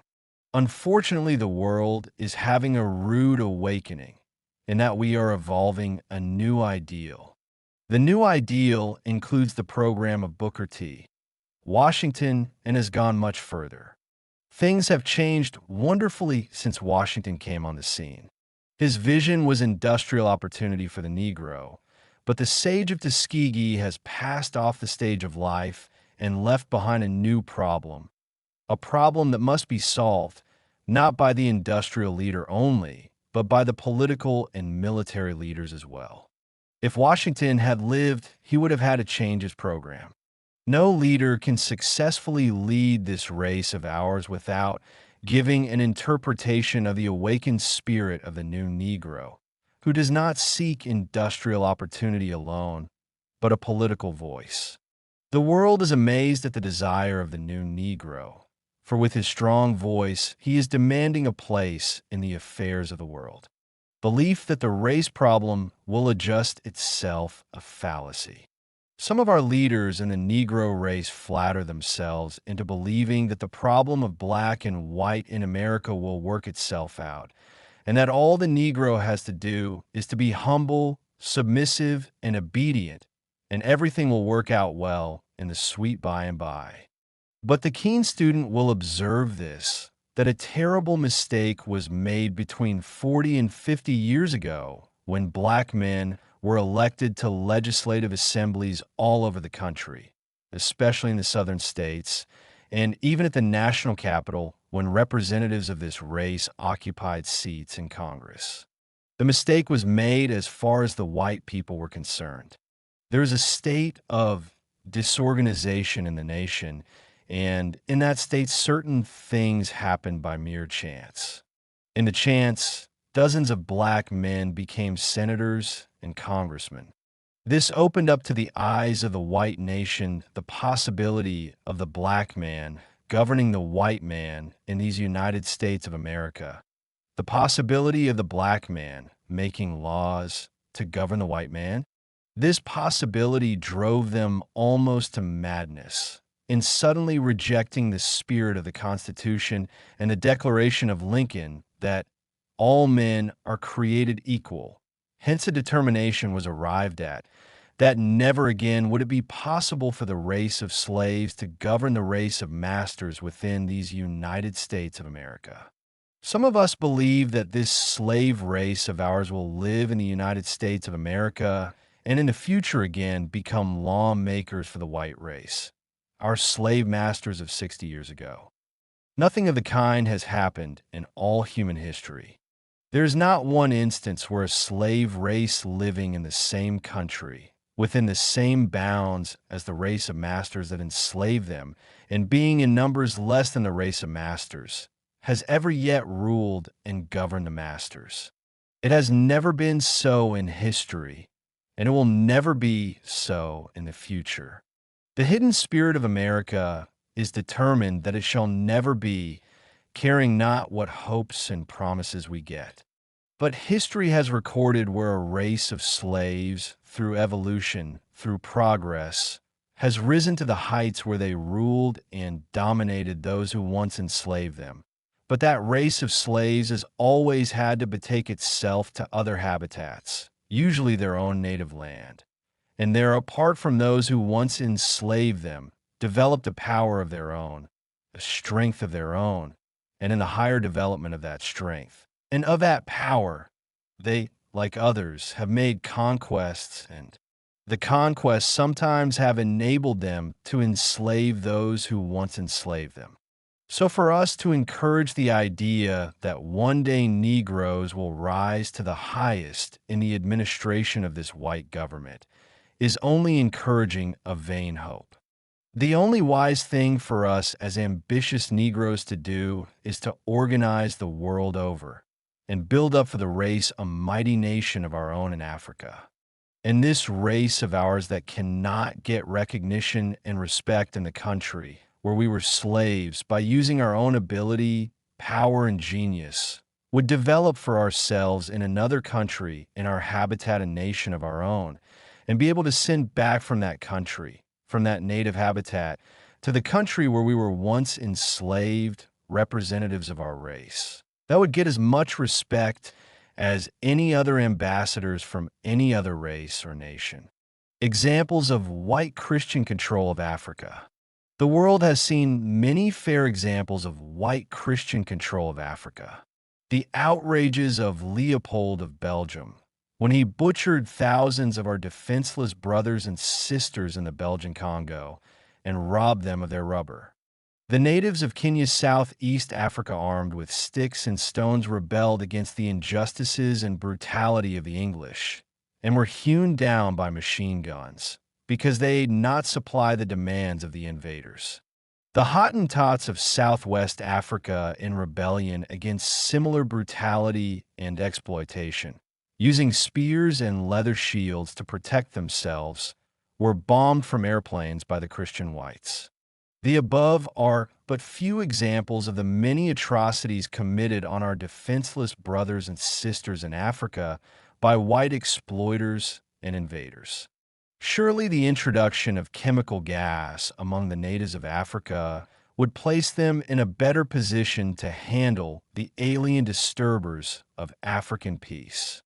It strikes me that with all the civilization this Western Hemisphere affords, Negroes ought to take better advantage of the cause of higher education. We could make of ourselves better mechanics and scientists, and in cases where we can help our brothers in Africa by making use of the knowledge we possess, it would be but our duty. If Africa is to be redeemed, the Western Negro will have to make a valuable contribution along technical and scientific lines. The thought behind their deeds, behind the murder of millions of Negroes annually in Africa, is the well-organized system of exploitation by the alien intruders who desire to rob Africa of every bit of its wealth for the satisfaction of their race and the upkeep of their bankrupt European countries. If we of the Western world take no interest in the higher development of the African natives, it will mean that in another 100 years, historians and writers will tell us that the black man once inhabited Africa, just as the North American Indian once inhabited America. But those of us who lead are well versed in Western civilization and are determined that the black man shall not be a creature of the past, but a full-fledged man of the present and a power to be reckoned with in the future. Similarity of persecution. Christ came into the world centuries ago to redeem lost mankind. From the age of 12 to his crucifixion, he taught the doctrine of salvation without fear of the great and mighty ones of his day. But his fellow Jews became jealous of his success and sought means to get rid of him. They argued among themselves, saying, "How can we do it? We have no power, no judges. And if we lay hands upon him, he will have us apprehended by the Roman authorities. The best thing we can do is to frame him up." So they made certain statements to the Roman government which had Jesus incarcerated, while his brother Jews shouted with joy as they had accomplished their desire. When Jesus was brought to trial Pontius Pilate, the governor did not care to send him to prison, as he had not interfered with the honor and reputation of any Roman citizen, and the Romans were not jealous of the work of this Jew. But the Jews who were jealous of Christ said, "This man is preaching against Caesar and the state. He is preaching the doctrine of rebellion among the peaceful Jews and citizens of the state. If you do not convict this man, you are not a friend of Caesar."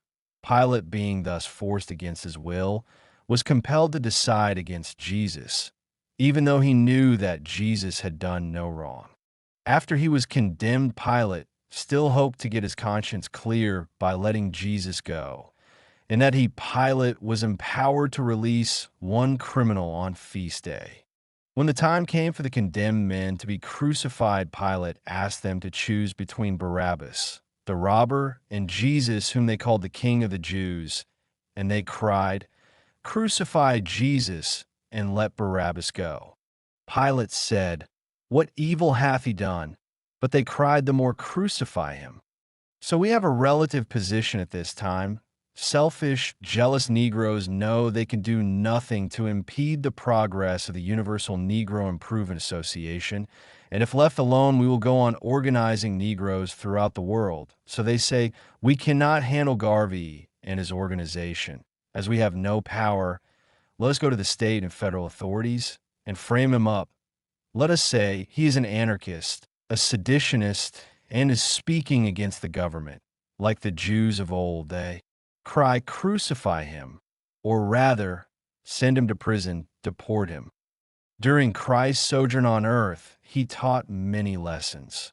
Among them, "Blessed are they which are persecuted for righteousness' sake, for theirs is the kingdom of heaven."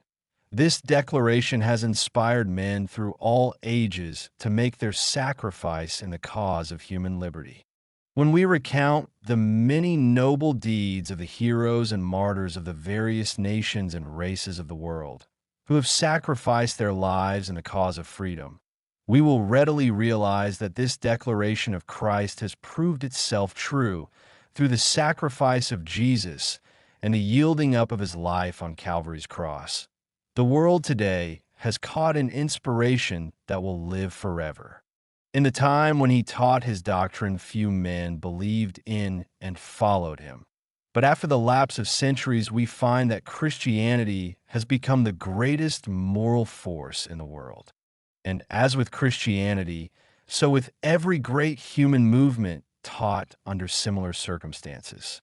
May we not say to ourselves that the doctrine Jesus taught, that of redeeming mankind, is the doctrine we ourselves must teach in the redemption of our struggling race. Let us therefore cling fast to the great ideal we have before us. This time it is not the ideal of redeeming the world, such as was the ideal of Jesus, but it is the ideal of redeeming and saving 400 million souls who have suffered for centuries from the persecution of alien races. As Christ, by his teachings, his sufferings, and his death, triumphed over his foes through the resurrection, so do we hope that out of our sufferings and persecutions of today, we will triumph in the resurrection of our newborn race. Shall the Negro be exterminated? The Negro now stands at the crossroads of human destiny. He is at the place where he must either step forward or backward. If he goes backward, he dies. If he goes forward, it will be with the hope of a greater life. Those of us who have developed our minds scientifically are compelled, by duty, to step out among the millions of the unthinking masses and convince them of the seriousness of the age in which we live. From Adam and Eve, we are either on the way to a higher racial existence or racial extermination. This much is known and realized by every thoughtful race and nation. Hence, we have the death struggle of the different races of Europe and Asia in the scramble of the survival of the fittest race. As we look at things, we see that the great world in which we live has undergone much change since the time of the creation. When God created the world and all therein, he handed his authority over to the two beings he created in his own image, namely Adam and Eve. From the time of Adam and Eve, the human race has multiplied by leaps and bounds. Where we once had two persons to exercise authority over the world, we today have 1,500,000,000 claiming authority and possession of the same world that was once the property of the two. The tragedy of race extinction. When the colonists of America desired possession of the land, they saw that a weak aboriginal race was in their way. What did they do? They got hold of them, killed them, and buried them underground. This is a fair indication of what will happen to the weaker peoples of the world in another 200 or 300 years when the stronger races will have developed themselves to the position of complete mastery of all things material. They will not then, as they have not in the past, allow a weak and defenseless race to stand in their way, especially if in their doing so they will endanger their happiness, their comfort, and their pleasures. These are the things that strike the thoughtful Negro as being dangerous. And these are the things that cause us who make up the Universal Negro Improvement Association to be fighting tenaciously for the purpose of building up a strong Negro race, so as to make it impossible for us to be exterminated in the future to make room for the stronger races. even as the North American Indian has been exterminated to make room for the great white man on this North American continent. The illiterate and shallow-minded Negro, who can see no farther than his nose, is now the greatest stumbling block in the way of the race.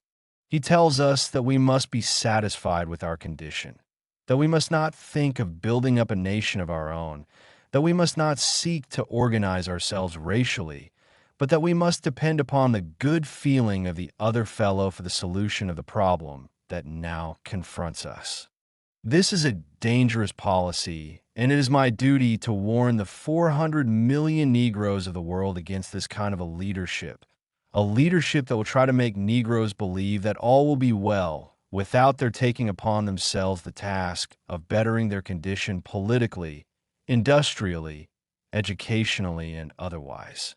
The time has come for those of us who have the vision of the future to inspire our people to a closer kinship, to a closer love of self, because it is only through this appreciation of self will we be able to rise to that higher life that will make us not an extinct race in the future, but a race of men fit to survive. The price of leadership. Those of us who are blazing the way in this new propaganda of the Universal Negro Improvement Association to enlighten our people everywhere are at times very much annoyed and discouraged by the acts of our own people in that consciously or unconsciously they do so many things to hurt our deeper feeling of loyalty and love for the race. But what can we do? Can we forsake them because they hurt our feelings? Surely not. Painful though it may be to be interfered with and handicapped in the performance of the higher sense of duty, yet we must, martyr-like, make up our minds and our hearts to pay the price of leadership. We must be sympathetic, we must be forgiving, we must really have forbearance, so that when the ignorant and illiterate fellow who happens to be a member of your own race stands up to block the passage of some cause that you believe would be to his benefit and to yours, as a people you will be able to overlook him, even though he fosters his opposition with the greatest amount of insult to your intelligence and to your dignity. The excuse that some of our most brilliant men give for not identifying themselves with race movements is that they cannot tolerate the interference of the illiterate Negro, who, being a member of the same organization, will attempt to dictate what you should do in the interest of the race, when his act is based upon no deeper judgment than his like or dislike for the person he is opposing, or the satisfaction it would give him to embarrass the person he feels like opposing.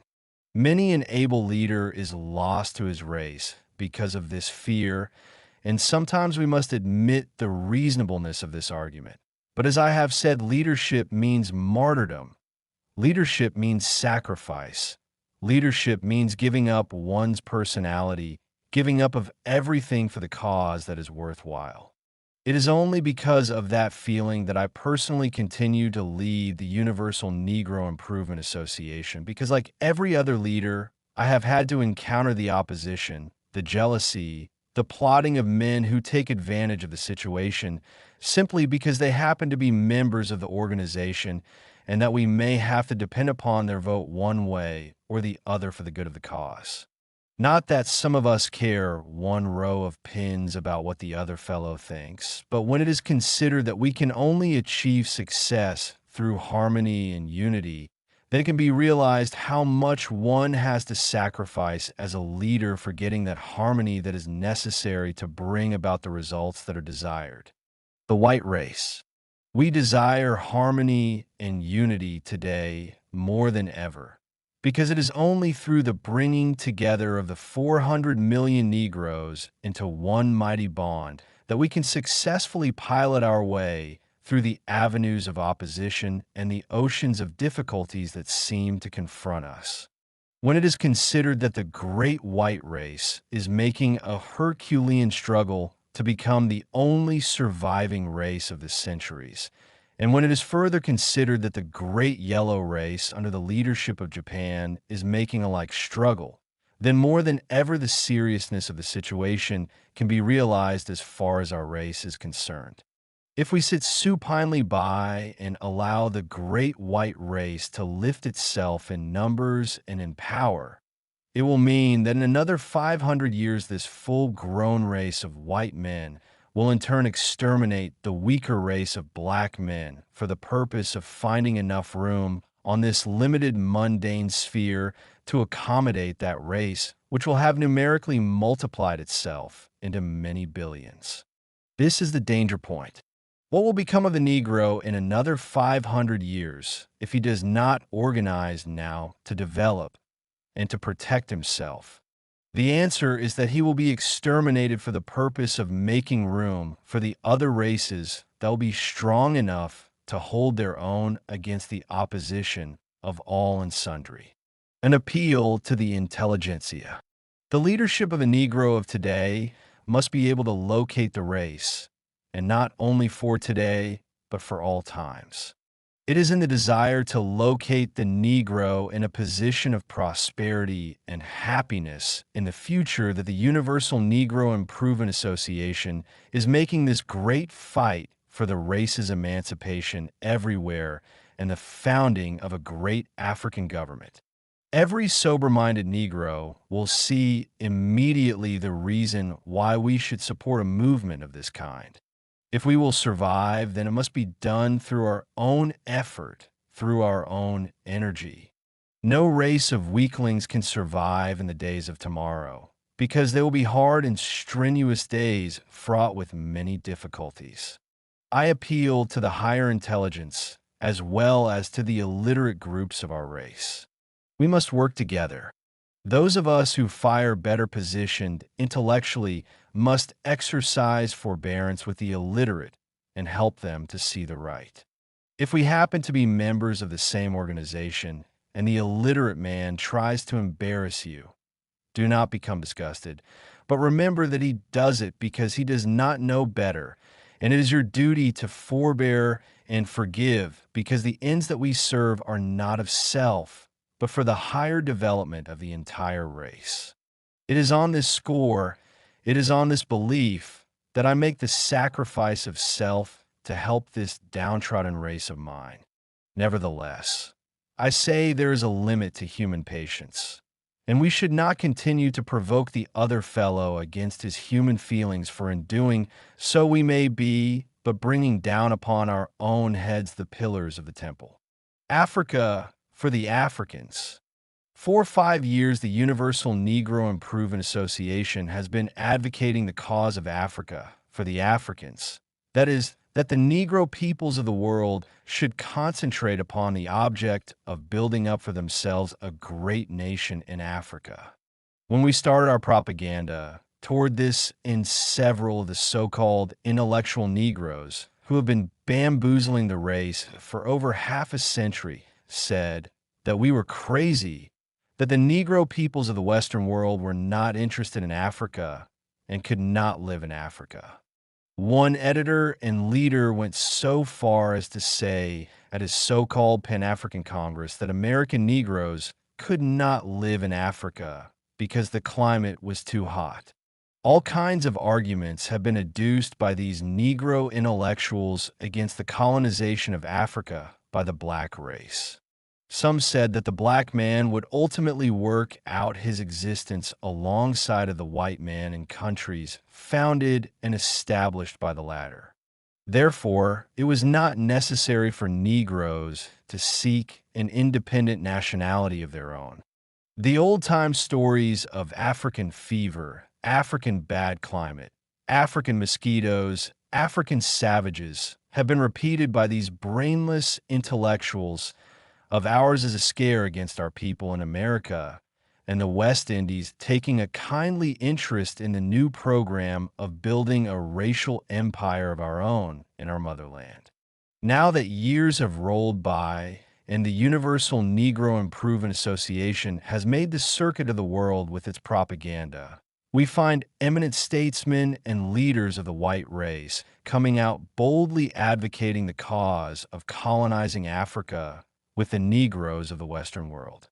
A year ago, Senator Matt Cullum of the Mississippi legislature introduced a resolution in the House for the purpose of petitioning the Congress of the United States of America and the President to use their good influence in securing from the Allies sufficient territory in Africa in liquidation of the war debt, which territory should be used for the establishing of an independent nation for American Negroes. About the same time, Senator France of Maryland gave expression to a similar desire in the Senate of the United States. During a speech on the soldier's bonus, he said, "We owe a big debt to Africa, and one which we have too long ignored. I need not enlarge upon our peculiar interest in the obligation to the people of Africa. Thousands of Americans have, for years, been contributing to the missionary work which has been carried out by the noble men and women who have been sent out in that field by the churches of America. Germany to the front. This reveals a real change on the part of prominent statesmen in their attitude on the African question. Then came another suggestion from Germany, for which Dr. Heinrich Schnee, a former governor of German East Africa, is author. This German statesman suggests in an interview given out in Berlin and published in New York that America takes over the mandatories of Great Britain and France in Africa for the colonization of American Negroes. Speaking on the matter, he says as regards the attempt to colonize Africa with the surplus American colored population, this would in a long way settle the vexed problem, and under the plan such as Senator France has outlined, might enable France and Great Britain to discharge their duties to the United States and simultaneously ease the burden of German reparations, which is paralyzing economic life. With expressions as above quoted from prominent world statesmen and from the demands made by such men as Senators France and McCollum, it is clear that the question of African nationality is not a far-fetched one, but is as reasonable and feasible as was the idea of an American nationality. A program at last. I trust that the Negro peoples of the world are now convinced that the work of the Universal Negro Improvement Association is not a visionary one, but very practical, and that it is not so far-fetched, but can be realized in a short, while if the entire race will only cooperate and work toward the desired end. Now that the work of our organization has started to bear fruit, we find that some of these doubting Thomases of 3 and 4 years ago are endeavoring to mix themselves up with the popular idea of rehabilitating Africa. In the interest of the Negro, they are now advancing spurious programs, and in a short while will endeavor to force themselves upon the public as advocates and leaders of the African idea. It is felt that those who have followed the career of the Universal Negro Improvement Association will not allow themselves to be deceived by these Negro opportunists who have always sought to live off the ideas of other people. The dream of a Negro empire. It is only a question of a few more years when Africa will be completely colonized by Negroes, as Europe is by the white race. What we want is an independent African nationality, and if America is to help the Negro peoples of the world establish such a nationality, then we welcome the assistance. It is hoped that when the time comes for American and West Indian Negroes to settle in Africa, they will realize their responsibility and their duty. It will not be to go to Africa for the purpose of exercising an overlordship over the natives, but it shall be the purpose of the Universal Negro Improvement Association to have established in Africa that brotherly cooperation, which will make the interests of the African native and the American and West Indian Negro one and the same.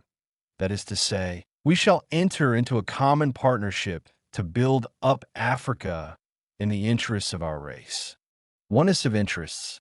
Everybody knows that there is absolutely no difference between the native African and the American and West Indian Negroes, and that we are descendants from one common family stock. It is only a matter of accident that we have been divided and kept apart for over 300 years, But it is felt that when the time has come for us to get back together, we shall do so in the spirit of brotherly love. And any Negro who expects that he will be assisted here, there, anywhere by the Universal Negro Improvement Association to exercise a haughty superiority over the fellows of his own race, make a tremendous mistake. Such men had better remain where they are and not attempt to become in any way interested in the higher development of Africa. The Negro has had enough of the vaunted practice of race superiority as inflicted upon him by others. Therefore, he is not prepared to tolerate a similar assumption on the part of his own people.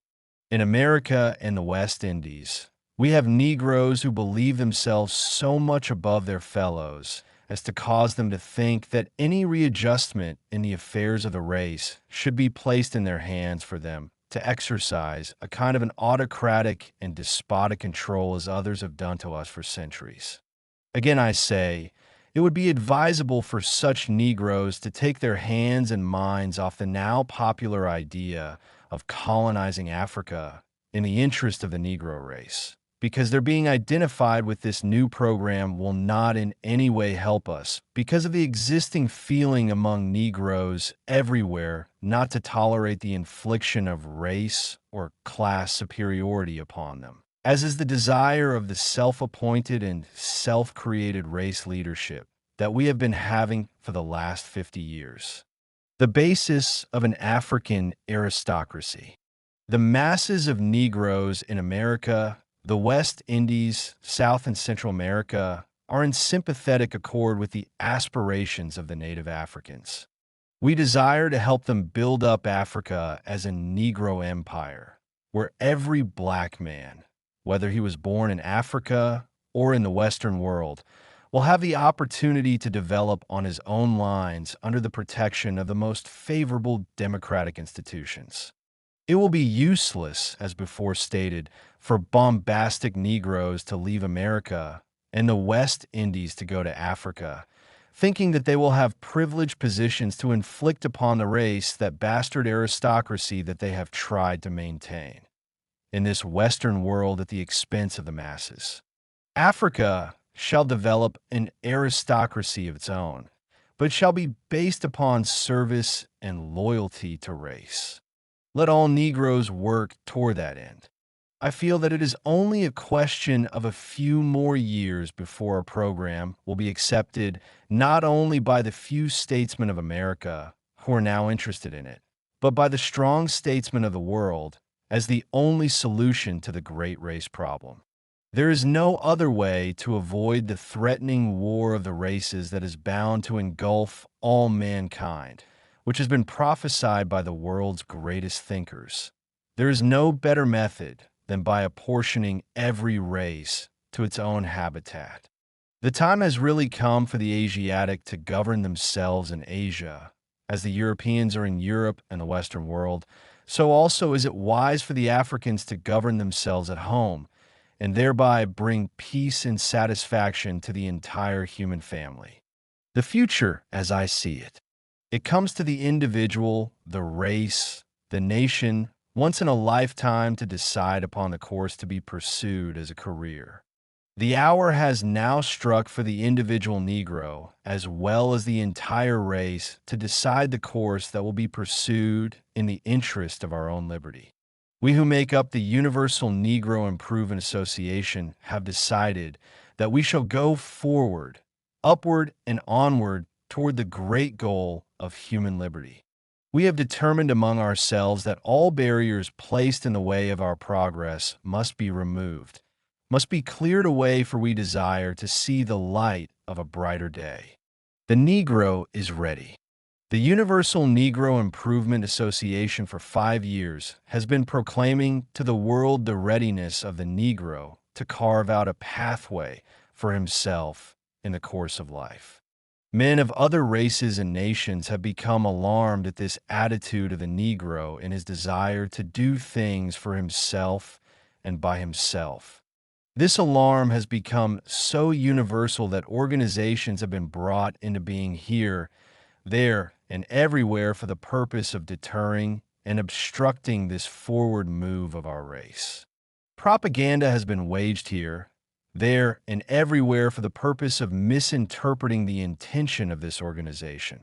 Some have said that this organization seeks to create discord and discontent among the races. Some say we are organized for the purpose of hating other people. Every sensible, sane, and honest-minded person knows that the Universal Negro Improvement Association has no such intention. We are organized for the absolute purpose of bettering our condition, industrially, commercially, socially, religiously, and politically. We are organized not to hate other men, but to lift ourselves and to demand respect of all humanity. We have a program that we believe to be righteous. We believe it to be just, and we have made up our minds to lay down ourselves on the altar of sacrifice for the realization of this great hope of ours, based upon the foundation of righteousness. We declare to the world that Africa must be free, that the entire Negro race must be emancipated from industrial bondage, peonage, and serfdom. We make no compromise. We make no apology in this our declaration. We do not desire to create offense on the part of other races, but we are determined that we shall be heard, that we shall be given the rights to which we are entitled. The propaganda of our enemies. For the purpose of creating doubts about the work of the Universal Negro Improvement Association, many attempts have been made to cast shadow and gloom over our work. They have even written the most uncharitable things about our organization. They have spoken so unkindly of our effort, but what do we care? They spoke unkindly and uncharitably about all the reform movements that have helped in the betterment of humanity. They maligned the great movement of the Christian religion. They maligned the great liberation movements of America, of France, of England, of Russia. Can we expect, then, to escape being maligned in this? Our desire for the liberation of Africa and the freedom of 400 million Negroes of the world? We have unscrupulous men and organizations working in opposition to us. Some trying to capitalize the new spirit that has come to the Negro to make profit out of it to their own selfish benefit. Some are trying to set back the Negro from seeing the hope of his own liberty, and thereby poisoning our people's mind against the motives of our organization. But every sensible, far-seeing Negro in this enlightened age knows what propaganda means. It is the medium of discrediting that which you are opposed to, so that the propaganda of our enemies will be of little avail as soon as we are rendered able to carry to our people scattered throughout the world the true message of our great organization. Crocodiles as friends, men of the Negro race, let me say to you that a greater future is in store for us. We have no cause to lose hope, to become faint-hearted. We must realize that upon ourselves depend our destiny, our future. We must carve out that future, that destiny. And we who make up the Universal Negro Improvement Association have pledged ourselves that nothing in the world shall stand in our way, nothing in the world shall discourage us.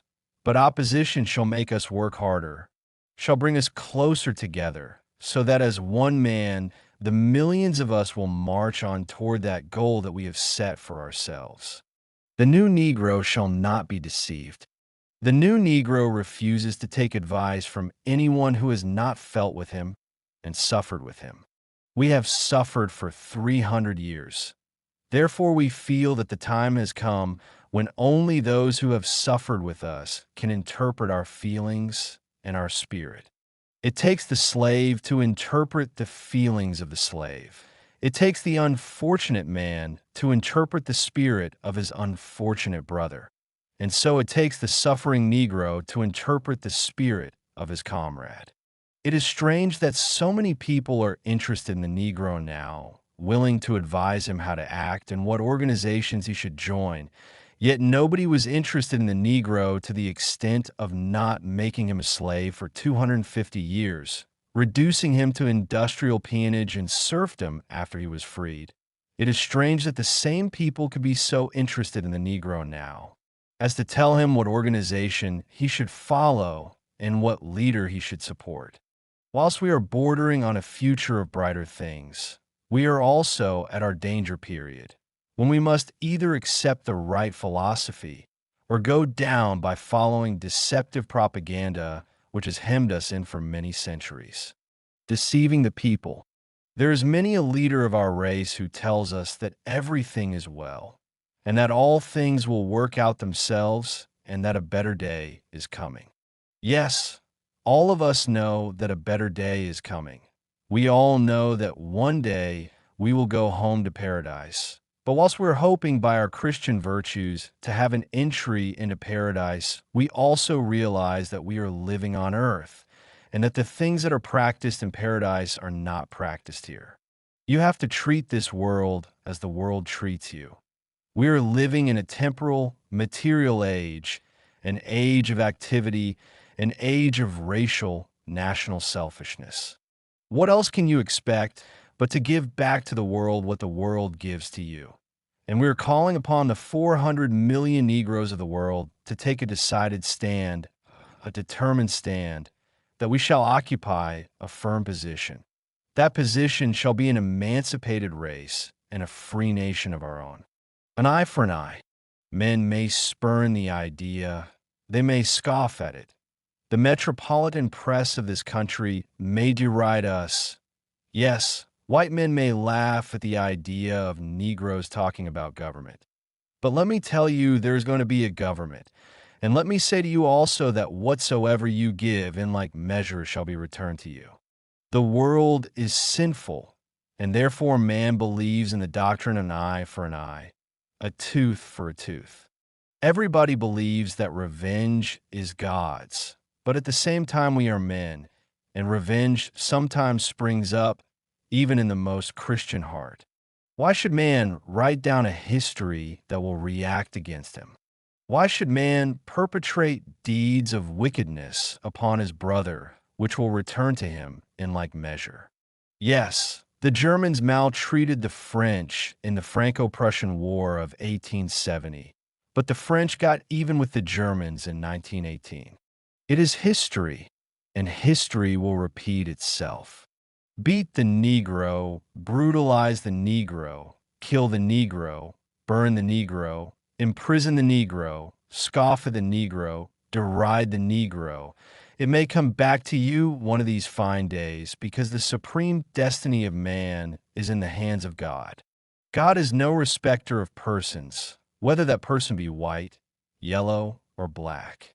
Today the one race is up, tomorrow it has fallen. Today the Negro seems to be the footstool of the other races and nations of the world. Tomorrow the Negro may occupy the highest rung of the great human ladder. But when we come to consider the history of man, was not the Negro a power? Was he not great once? Yes, honest students of history can recall the day when Egypt, Ethiopia, and Timbuktu towered in their civilizations, towered above Europe, towered above Asia.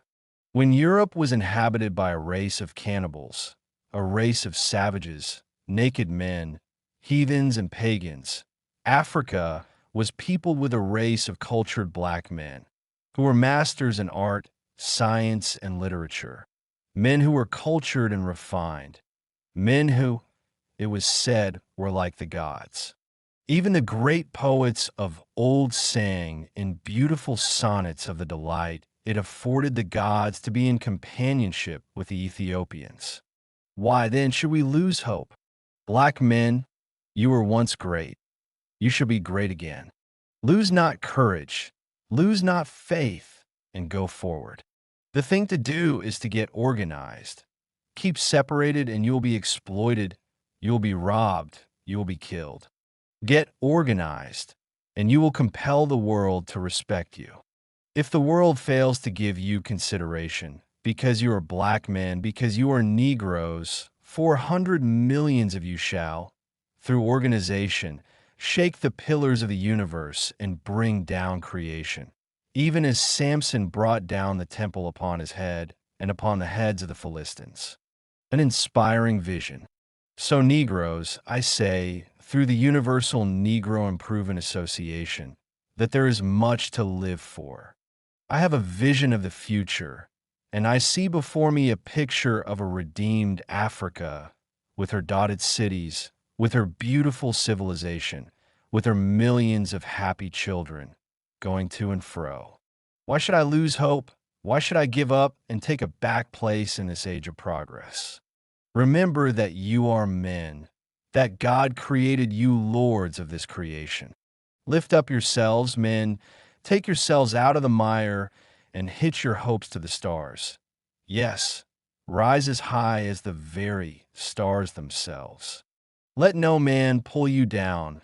Let no man destroy your ambition, because man is but your companion, your equal. Man is your brother. He is not your lord. He is not your sovereign master. We of the Universal Negro Improvement Association feel happy. We are cheerful. Let them connive to destroy us. Let them organize to destroy us. We shall fight the more. Ask me personally the cause of my success, and I say opposition. Oppose me, and I fight the more. And if you want to find out the sterling worth of the Negro, oppose him, and under the leadership of the Universal Negro Improvement Association, he shall fight his way to victory. And in the days to come, and I believe not far distant, Africa shall reflect a splendid demonstration of the worth of the Negro, of the determination of the Negro, to set himself free and to establish a government of his own. Speech delivered on Emancipation Day at Liberty Hall in New York City, January 1st, 1922. 59 years ago, Abraham Lincoln signed the Emancipation Proclamation declaring 4 million Negroes in this country free. Several years prior to that, Queen Victoria of England signed the Emancipation Proclamation that set at liberty hundreds of thousands of West Indian Negro slaves. West Indian Negroes celebrate their emancipation on the first day of August of every year. The American Negroes celebrate their emancipation on the 1st of January of every year. Tonight, we are here to celebrate the emancipation of the slaves in this country. We are the descendants of the men and women who suffered in this country for 250 years under that barbarous, that brutal institution known as slavery. You who have not lost trace of your history will recall the fact that over 300 years ago, your forebears were taken from the great continent of Africa and brought here for the purpose of using them as slaves. Without mercy, without any sympathy, they worked our forebears. They suffered, they bled, they died.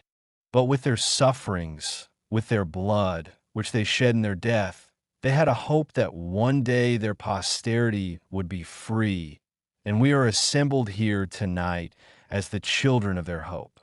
I trust each and every one of you, therefore, will realize that you have a duty which is incumbent upon you, a duty that you must perform, because our forebears who suffered, who bled, who died had hopes that are not yet completely realized. They hoped that we as their children would be free, but they also hoped that their country from whence they came would also be free to their children, their grandchildren, and great-grandchildren at some future time. It is for the freedom of that country, that motherland of ours, that 4.5 million Negroes, as members of the Universal Negro Improvement Association, are laboring today. This race of ours gave civilization, gave art, gave science, gave literature to the world, but has been the way with races and nations. The one race stands out prominently in the one century or in the one age, and in another century or age it passes off the stage of action, and another race takes its place. The Negro once occupied a high position in the world, scientifically, artistically, and commercially, but in the balancing of the great scale of evolution, We lost our place, and someone other than ourselves occupies the stand we once held. God never intended that man should enslave his fellow, and the price of such a sin or such a violation of heaven's law must be paid by everyone. As for me, because of the blessed past, because of the history that I know, so long as there is within me the breath of life and the Spirit of God, I shall struggle on and urge others of our race to struggle on to see that justice is done to the black peoples of the world. Yes, we appreciate the sorrows of the past, and we're going to work in the present that the sorrows of our generation shall not be perpetuated in the future. On the contrary, we shall strive that by our labors, succeeding generations of our own shall call us blessed, even as we call the generation of the past blessed today. And they indeed were blessed. They were blessed with a patience not yet known to man, a patience that enabled them to endure the tortures and the sufferings of slavery for 250 years. Why? Was it because they loved slavery so? No, it was because they loved this generation more. Isn't it wonderful? Transcendent? What then are you going to do to show your appreciation of this love? What gratitude are you going to manifest in return for what they have done for you? As for me, knowing the sufferings of my forefathers, I shall give back to Africa that liberty that she once enjoyed hundreds of years ago, before her own sons and daughters were taken from her shores and brought in chains to this Western world. No better gift can I give in honor of the memory of the love of my foreparents for me, and in gratitude of the sufferings they endured that I might be free. No grander gift can I bear to the sacred memory of the generation past than a free and a redeemed Africa, a monument for all eternity, for all times. As by the action of the world, as by the conduct of all the races and nations, it is apparent that not one of them has the sense of justice, the sense of love, the sense of equity, the sense of charity that would make men happy and make God satisfied. It is apparent that it is left to the Negro to play such a part in human affairs. For when we look to the Anglo-Saxon, we see him full of greed, avarice, no mercy, no love, no charity. We go from the white man to the yellow man, and we see the same unenviable characteristics in the Japanese. Therefore, we must believe that the psalmist had great hopes of this race of ours when he prophesied, "Princes shall come out of Egypt, and Ethiopia shall stretch forth her hands unto God." If humanity is regarded as made up of the children of God and God loves all humanity, we all know that, then God will be more pleased with that race that protects all humanity than with the race that outrages the children of God. And so tonight we celebrate this anniversary of our emancipation. We do it not with regret. On the contrary, we do it with an abiding confidence, a hope and faith in ourselves and in our God. And the faith that we have is a faith that will ultimately take us back to that ancient place, that ancient position that we once occupied when Ethiopia was in her glory. Christmas message to the Negro peoples of the world. December 1921. Fellow men of the Negro race, greeting. To us is born this day the child Jesus, the Christ. The shepherds and wise men are now wending their way toward Bethlehem, there to behold the wonder of God, because there, in a manger, is to be found the baby Christ who is to be the Redeemer of the world. And so our thoughts go back for more than 1900 years.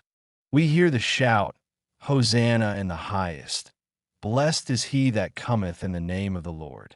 With all the preparation the human race has made to welcome into the world the Christ who is to redeem us, we find ourselves still in confusion, still fighting, still exploiting, still merciless in our onslaught one upon the other. But on this Christmas morn, may we not, all members and brothers of the great human family, forget our differences and in one glorious chorus sing, put to the world peace, perfect peace. Christ died to free mankind.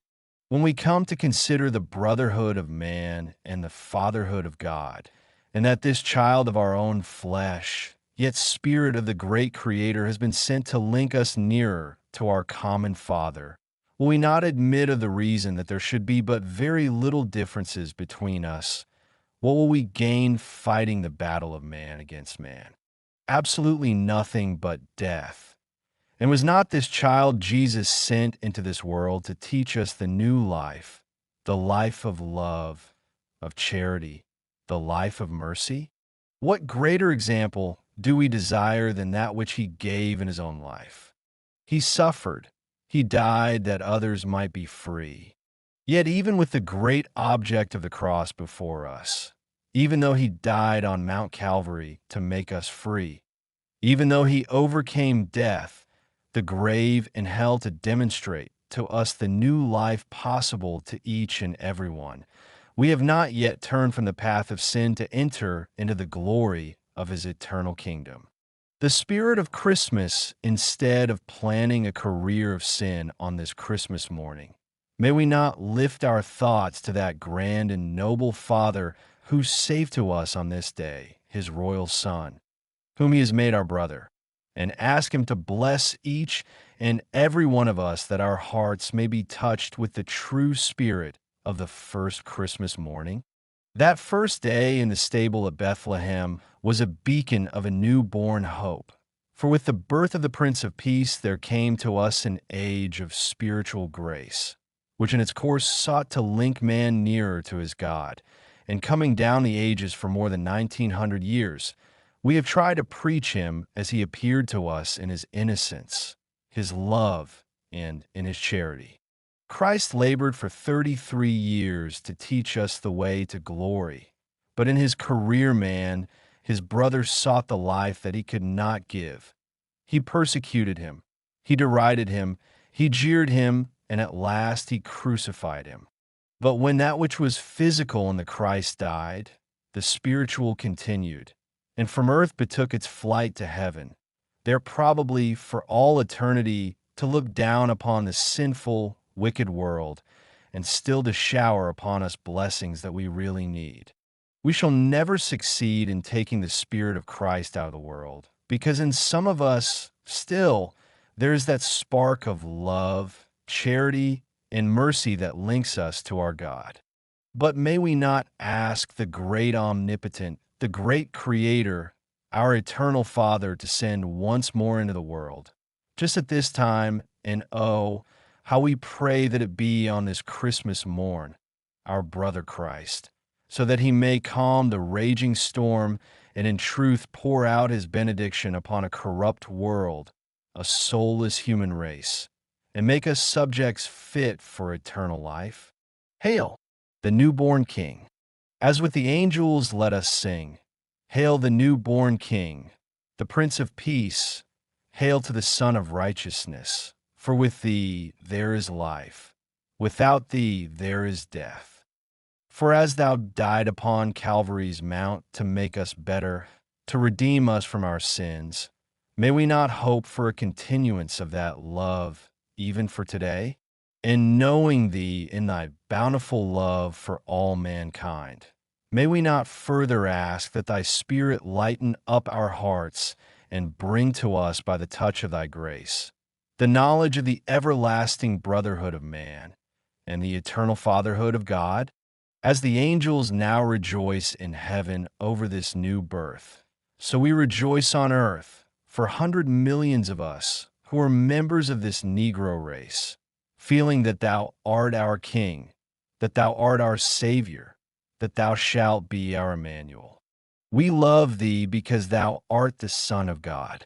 We praise, worship, and adore thee because thou art the Prince of Peace. The Prince of Peace, our guide today. Let others in their sin, in their wickedness, seek after the infant life that thou gavest to all mankind. We in our simplicity shall find refuge for thee even in the land of Egypt. Yes, the world of sinful, wicked men cried out, "Crucify him! Crucify him!" But Lord, because thou art our master, because thou art our Prince of Peace, because thou art our Redeemer, we shall render unto thee all help possible, even in bearing the cross up the heights of Calvary. For in life thou hast been our friend. In death we know thou shalt remember us. And now that thou art sitting at the right hand of God, the Father, now that thou hast conquered death, the grave and hell, surely in thy mercy thou shalt remember us. So today, even though hundreds of years have rolled by since thy crucifixion, we know that there is in thine heart, there is in thy soul a warm spot for the sons and daughters of Africa, whose forebears bore the cross for thee up the heights of Calvary to thy crucifixion. We sing and shout with the angels. We ring our joy bells. We blow our horns in praise because thou art indeed the Jesus, the Christ, the Emmanuel to us, the Son of righteousness, the Prince of Peace. As sons and daughters of Africa, may not 400 millions of us the world over on this Christmas morn pray for the redemption of that motherland which sheltered our blessed Redeemer when the wild, wicked men of the world sought his life. In the same manner, wicked men seek the lives of Negroes today and burn, lynch, and kill them because they have not the strength that makes man mighty. But with the almighty power of God and with the guidance and mercy of our blessed Lord, we feel that one day Ethiopia shall stretch forth her hand. And whether it be at the second coming or before, we shall all sing our hosannas, shout our praises to God for freedom, for liberty, for life.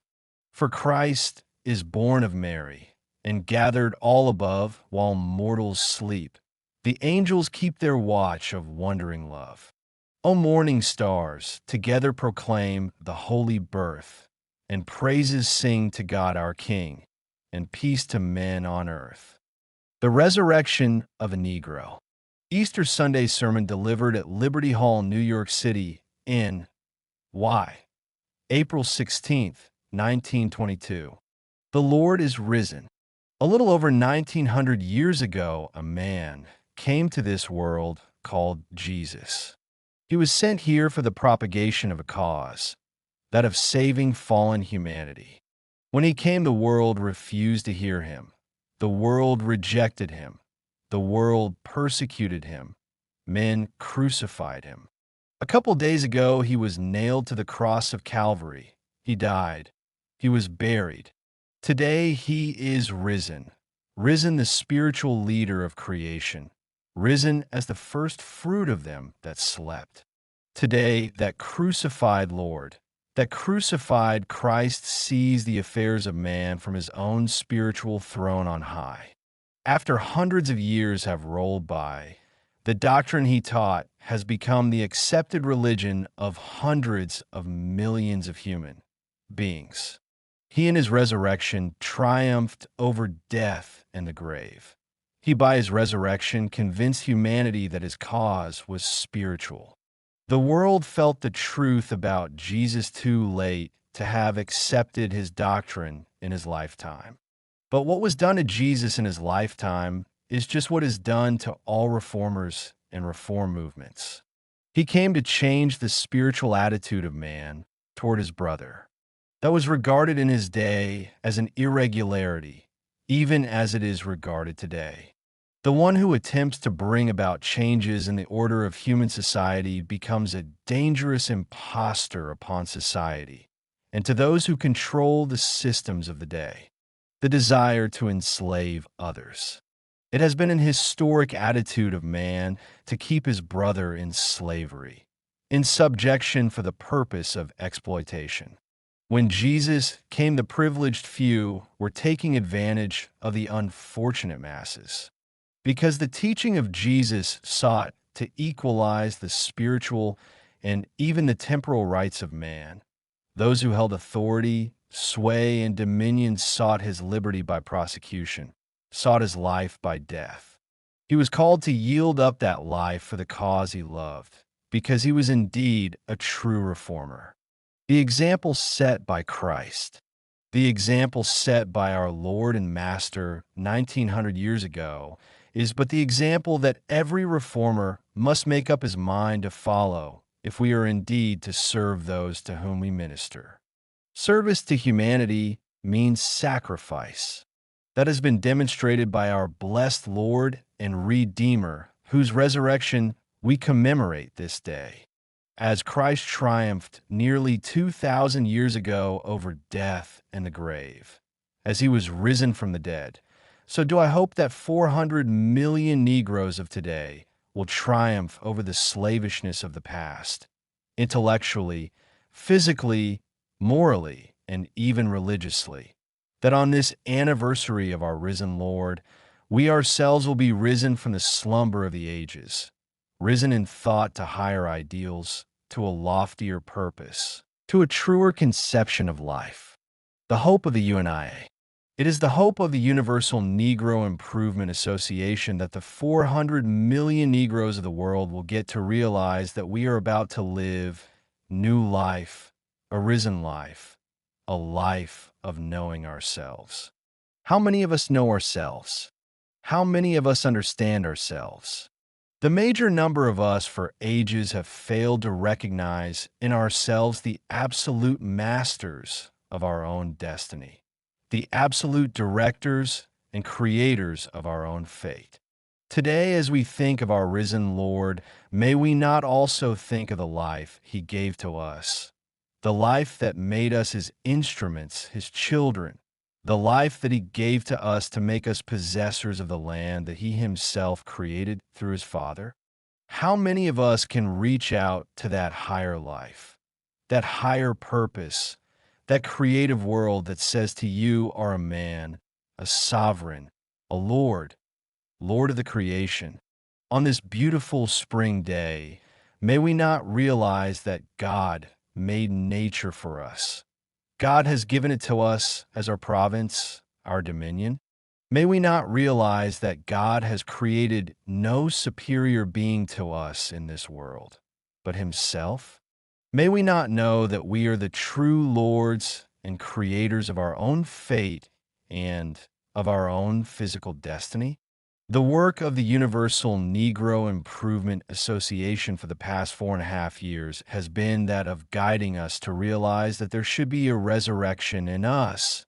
And if at no other time, I trust that at this Eastertide, we will realize that there's a great need for a resurrection from the lethargy of the past, the sleep of the past, from that feeling that made us accept the idea and opinion that God intended that we should occupy an inferior place in the world.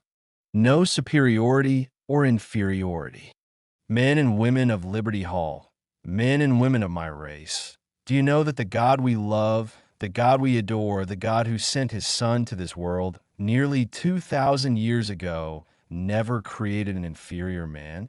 That God we love, that God we worship and adore has created man in his own image, equal in every respect, wheresoever he may be. Let him be white. Let him be yellow. Let him be red. Let him be black. God has created him the equal of his brother. He is such a loving God. He is such a merciful God. He is such a God that he is no respecter of persons, that he would not, in his great love, create a superior race and an inferior one. The God that you worship is a God that expects you to be the equal of other men. The God that I adore is such a God, and he could be no other.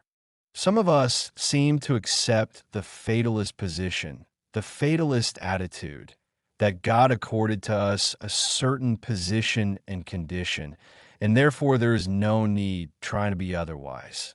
The moment you accept such an attitude, the moment you accept such an opinion, the moment you harbor such an idea, you hurl an insult at the great God who created you, because you question him for his love, you question him for his mercy.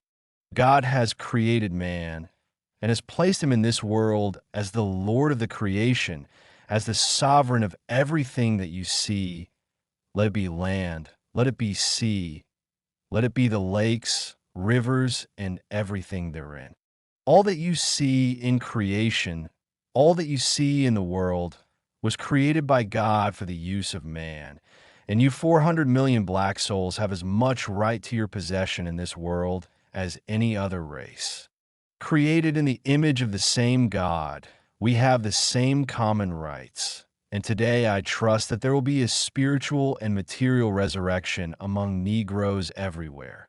That you will lift yourself from the doubts of the past. That you will lift yourself from the slumbers of the past. That you will lift yourselves from the lethargy of the past and strike out in this new life, in this resurrected life, to see things as they are. See life as others see it. The Universal Negro Improvement Association desires that the 400 million members of our race see life as the other races see it. The great white race sees life in an attitude of sovereignty. The great yellow race sees life in a similar way. That is to say that man, let him be white or yellow, sees that he is master and owner and possessor of everything that God has created in this world and given to us in nature. And that is why by knowing himself, by understanding himself, and by understanding his God, man has gone throughout the length and breadth of this world, conquering the very elements, harnessing nature, and making a servant of everything that God placed within his reach. As he has done that for thousands of years, pleasing God and justifying his existence. So we are appealing to the members of our race to do that now in the masters of your own destiny. I repeat that God created you masters of your own destiny, masters of your own fate, and you can pay no higher tribute to your divine master than function as man, as he created you. The highest compliment we can pay to our Creator, the highest respect we can pay to our risen Lord and Savior, is that of feeling that He has created us as His masterpiece, His perfect instruments of His own existence, because in us is reflected the very being of God. When it is said that we are created in His own image, we ourselves reflect His greatness. We ourselves reflect the part of God the Father, God the Son, and God the Holy Ghost. And when we allow ourselves to be subjected and create others as our superior, we hurl an insult at our Creator who made us in the fullness of ourselves. I trust that you will so live today as to realize that you are masters of your own destiny, masters of your fate. If there is anything you want in this world, it is for you to strike out with confidence and faith in self and reach for it, because God has created it for your happiness wheresoever you may find it in nature. Nature is bountiful, nature is resourceful, and nature is willing to obey the command of man, man the sovereign Lord, man who is supposed to hold dominion and take possession of this great world of ours. The difference between the strong and weak races. The difference between the strong and weak races is that the strong races seem to know themselves, seem to discover themselves, seem to realize and know fully that there is but a link between them and the Creator, that above them there is no other but God, and anything that bears human form is but their equal in standing, and to that form there should be no obeisance. There should be no regard for superiority. Because of that feeling, they have been able to hold their own in this world. They have been able to take care of the situation as it confronts them in nature. But because of our lack of faith and confidence in ourselves, we have caused others created in a like image to ourselves to take advantage of us for hundreds of years. For hundreds of years, we have been the footstool of other races and nations of the earth, simply because we have failed to realize, to recognize, and know ourselves as other men have known themselves and felt that there is nothing in the world that is above them except the influence of God. The understanding that others have gotten out of life is the same understanding that 400 million Negroes must get out of this existence of ours. I pray that a new inspiration will come to us as a race, that we will think of nature as our servant, that we will think of man as our partner through life and go through the length and breadth of this world, achieving and doing as other men, as other nations and other races. Speech delivered at Liberty Hall in New York City during the Second International Convention of Negroes. August 1921. For years ago, realizing the oppression and the hardships from which we suffered, we organized ourselves into an organization for the purpose of bettering our condition and founding a government of our own. The 4 years of organization have brought good results, in that from an obscure, despised race, we have grown into a mighty power, a mighty force whose influence is being felt throughout the length and breadth of the world. The Universal Negro Improvement Association existed, but in name 4 years ago. Today, it is known as the greatest moving force among Negroes. We have accomplished this through unity of effort and unity of purpose. It is a fair demonstration of what we will be able to accomplish in the very near future, when the millions who are outside the pale of the Universal Negro Improvement Association will have linked themselves up with us. By our success of the last 4 years, we will be able to estimate the grander success of a free and redeemed Africa. In climbing the heights to where we are today, we have had to surmount difficulties. We have had to climb over obstacles, but the obstacles were stepping stones to the future greatness of this cause we represent. Day by day, we are writing a new history, recording new deeds of valor performed by this race of ours. It is true that the world has not yet valued us at our true worth, but we are climbing up so fast and with such force that every day the world is changing its attitude towards us. Wheresoever you turn your eyes today, you will find the moving influence of the Universal Negro Improvement Association among Negroes from all corners of the globe. We hear among Negroes the cry of Africa for the Africans. This cry has become a positive, determined one. It is a cry that is raised simultaneously the world over because of the universal oppression that affects the Negro. You who are congregated here tonight as delegates representing the hundreds of branches of the Universal Negro Improvement Association in different parts of the world will realize that we in New York are positive in this great desire of a free and redeemed Africa. We have established this Liberty Hall as the center from which we send out the sparks of liberty to the 4 corners of the globe. And if you have caught the spark in your section, we want you to keep it burning for the great cause we represent. There's a mad rush among races everywhere towards national independence. Everywhere we hear the cry of liberty, of freedom, and a demand for democracy. In our corner of the world, we are raising the cry for liberty, freedom, and democracy. Men who have raised the cry for freedom and liberty in ages past have always made up their minds to die for the realization of the dream.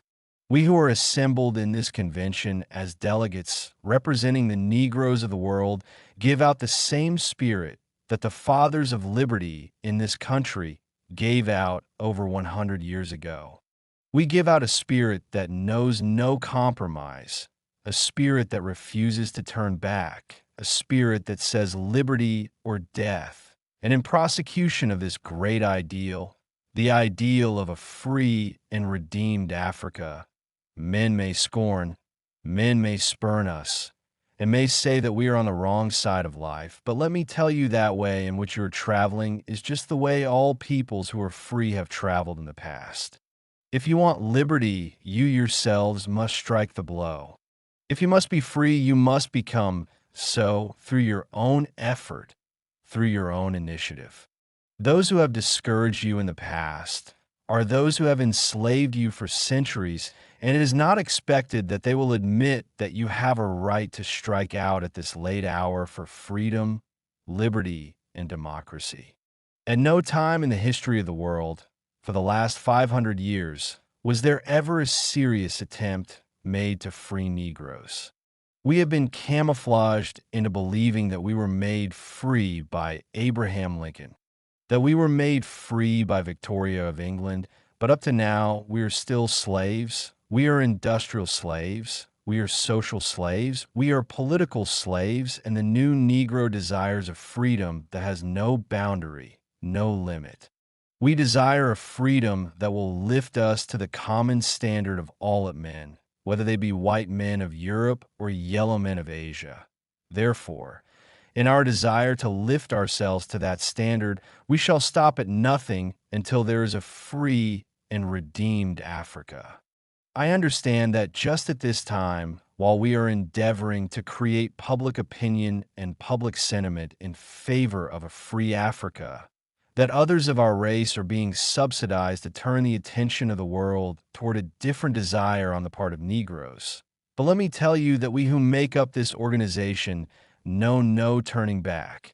We have pledged ourselves, even unto the last drop of our sacred blood, that Africa must be free. The enemy may argue with you to show you the impossibility of a free and redeemed Africa. But I want you to take as your argument the 13 colonies of America that once owed their sovereignty to Great Britain, that sovereignty has been destroyed to make a United States of America. George Washington was not God Almighty.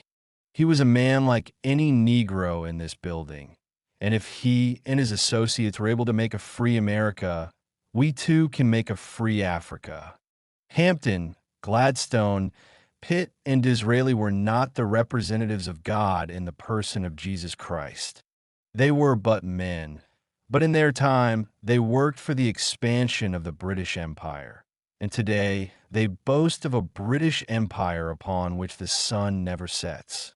As Pitt and Gladstone were able to work for the expansion of the British Empire, so you and I can work for the expansion of a great African empire. Voltaire and Mirabeau were not Jesus Christ. They were but men like ourselves. They worked and overturned the French monarchy. They worked for the democracy which France now enjoys, and if they were able to do that, we are able to work for a democracy in Africa. Lenin and Trotsky were not Jesus Christ, but they were able to overthrow the despotism of Russia, and today they have given to the world a social republic, the first of its kind. If Lenin and Trotsky were able to do that for Russia, you and I could do that for Africa. Therefore, let no man, let no power on earth turn you from this sacred cause of liberty. I prefer to die at this moment rather than not to work for the freedom of Africa. If liberty is good for certain sets of humanity, it is good for all.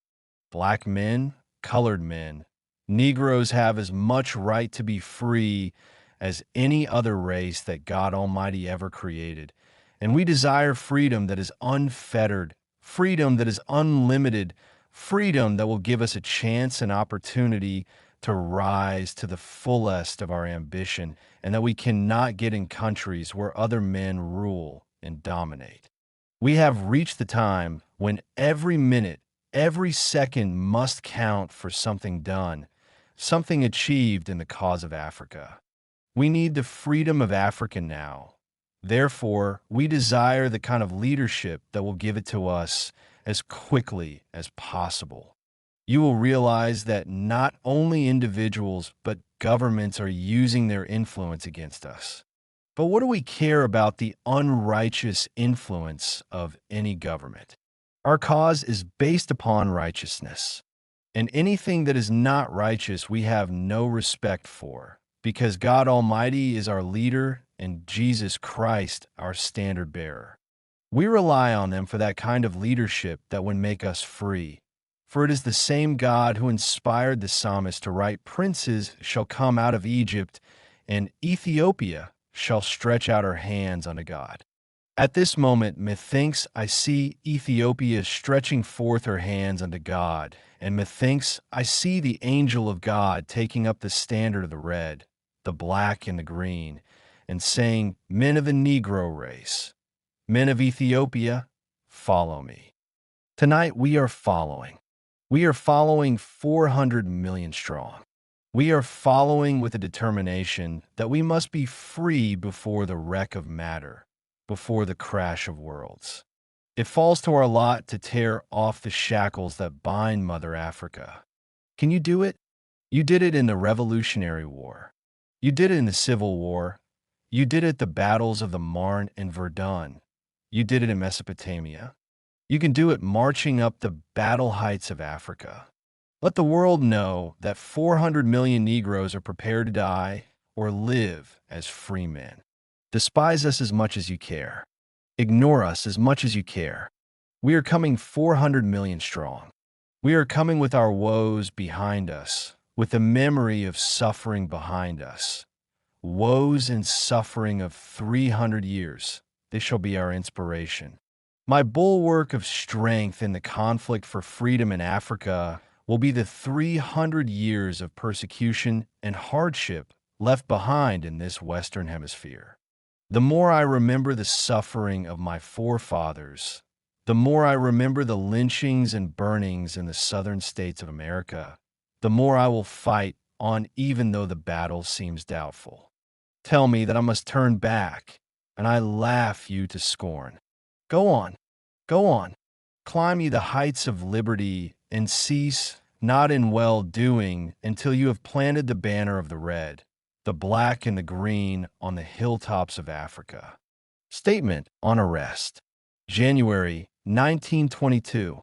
I believe that true justice is to be found in the conscience of the people, and when one is deprived of it by the machinations and designs of the corrupt, there can be no better tribunal of appeal than that of public opinion, which gives voice to conscience, and that is why I now appeal to the conscience of the American people for justice. I believe that all races have their peculiar characteristics. The Jew fights the Jew, the Irish fights the Irish, the Italian fights the Italian, and so we have the Negro fighting the Negro. As a Negro schooled in the Academy of Adversity, with the majority of my race, I have ever had a wholesale desire to work for the race's uplift. Recently out of slavery, we have had but a meager chance to rise to the higher heights of human development as a people.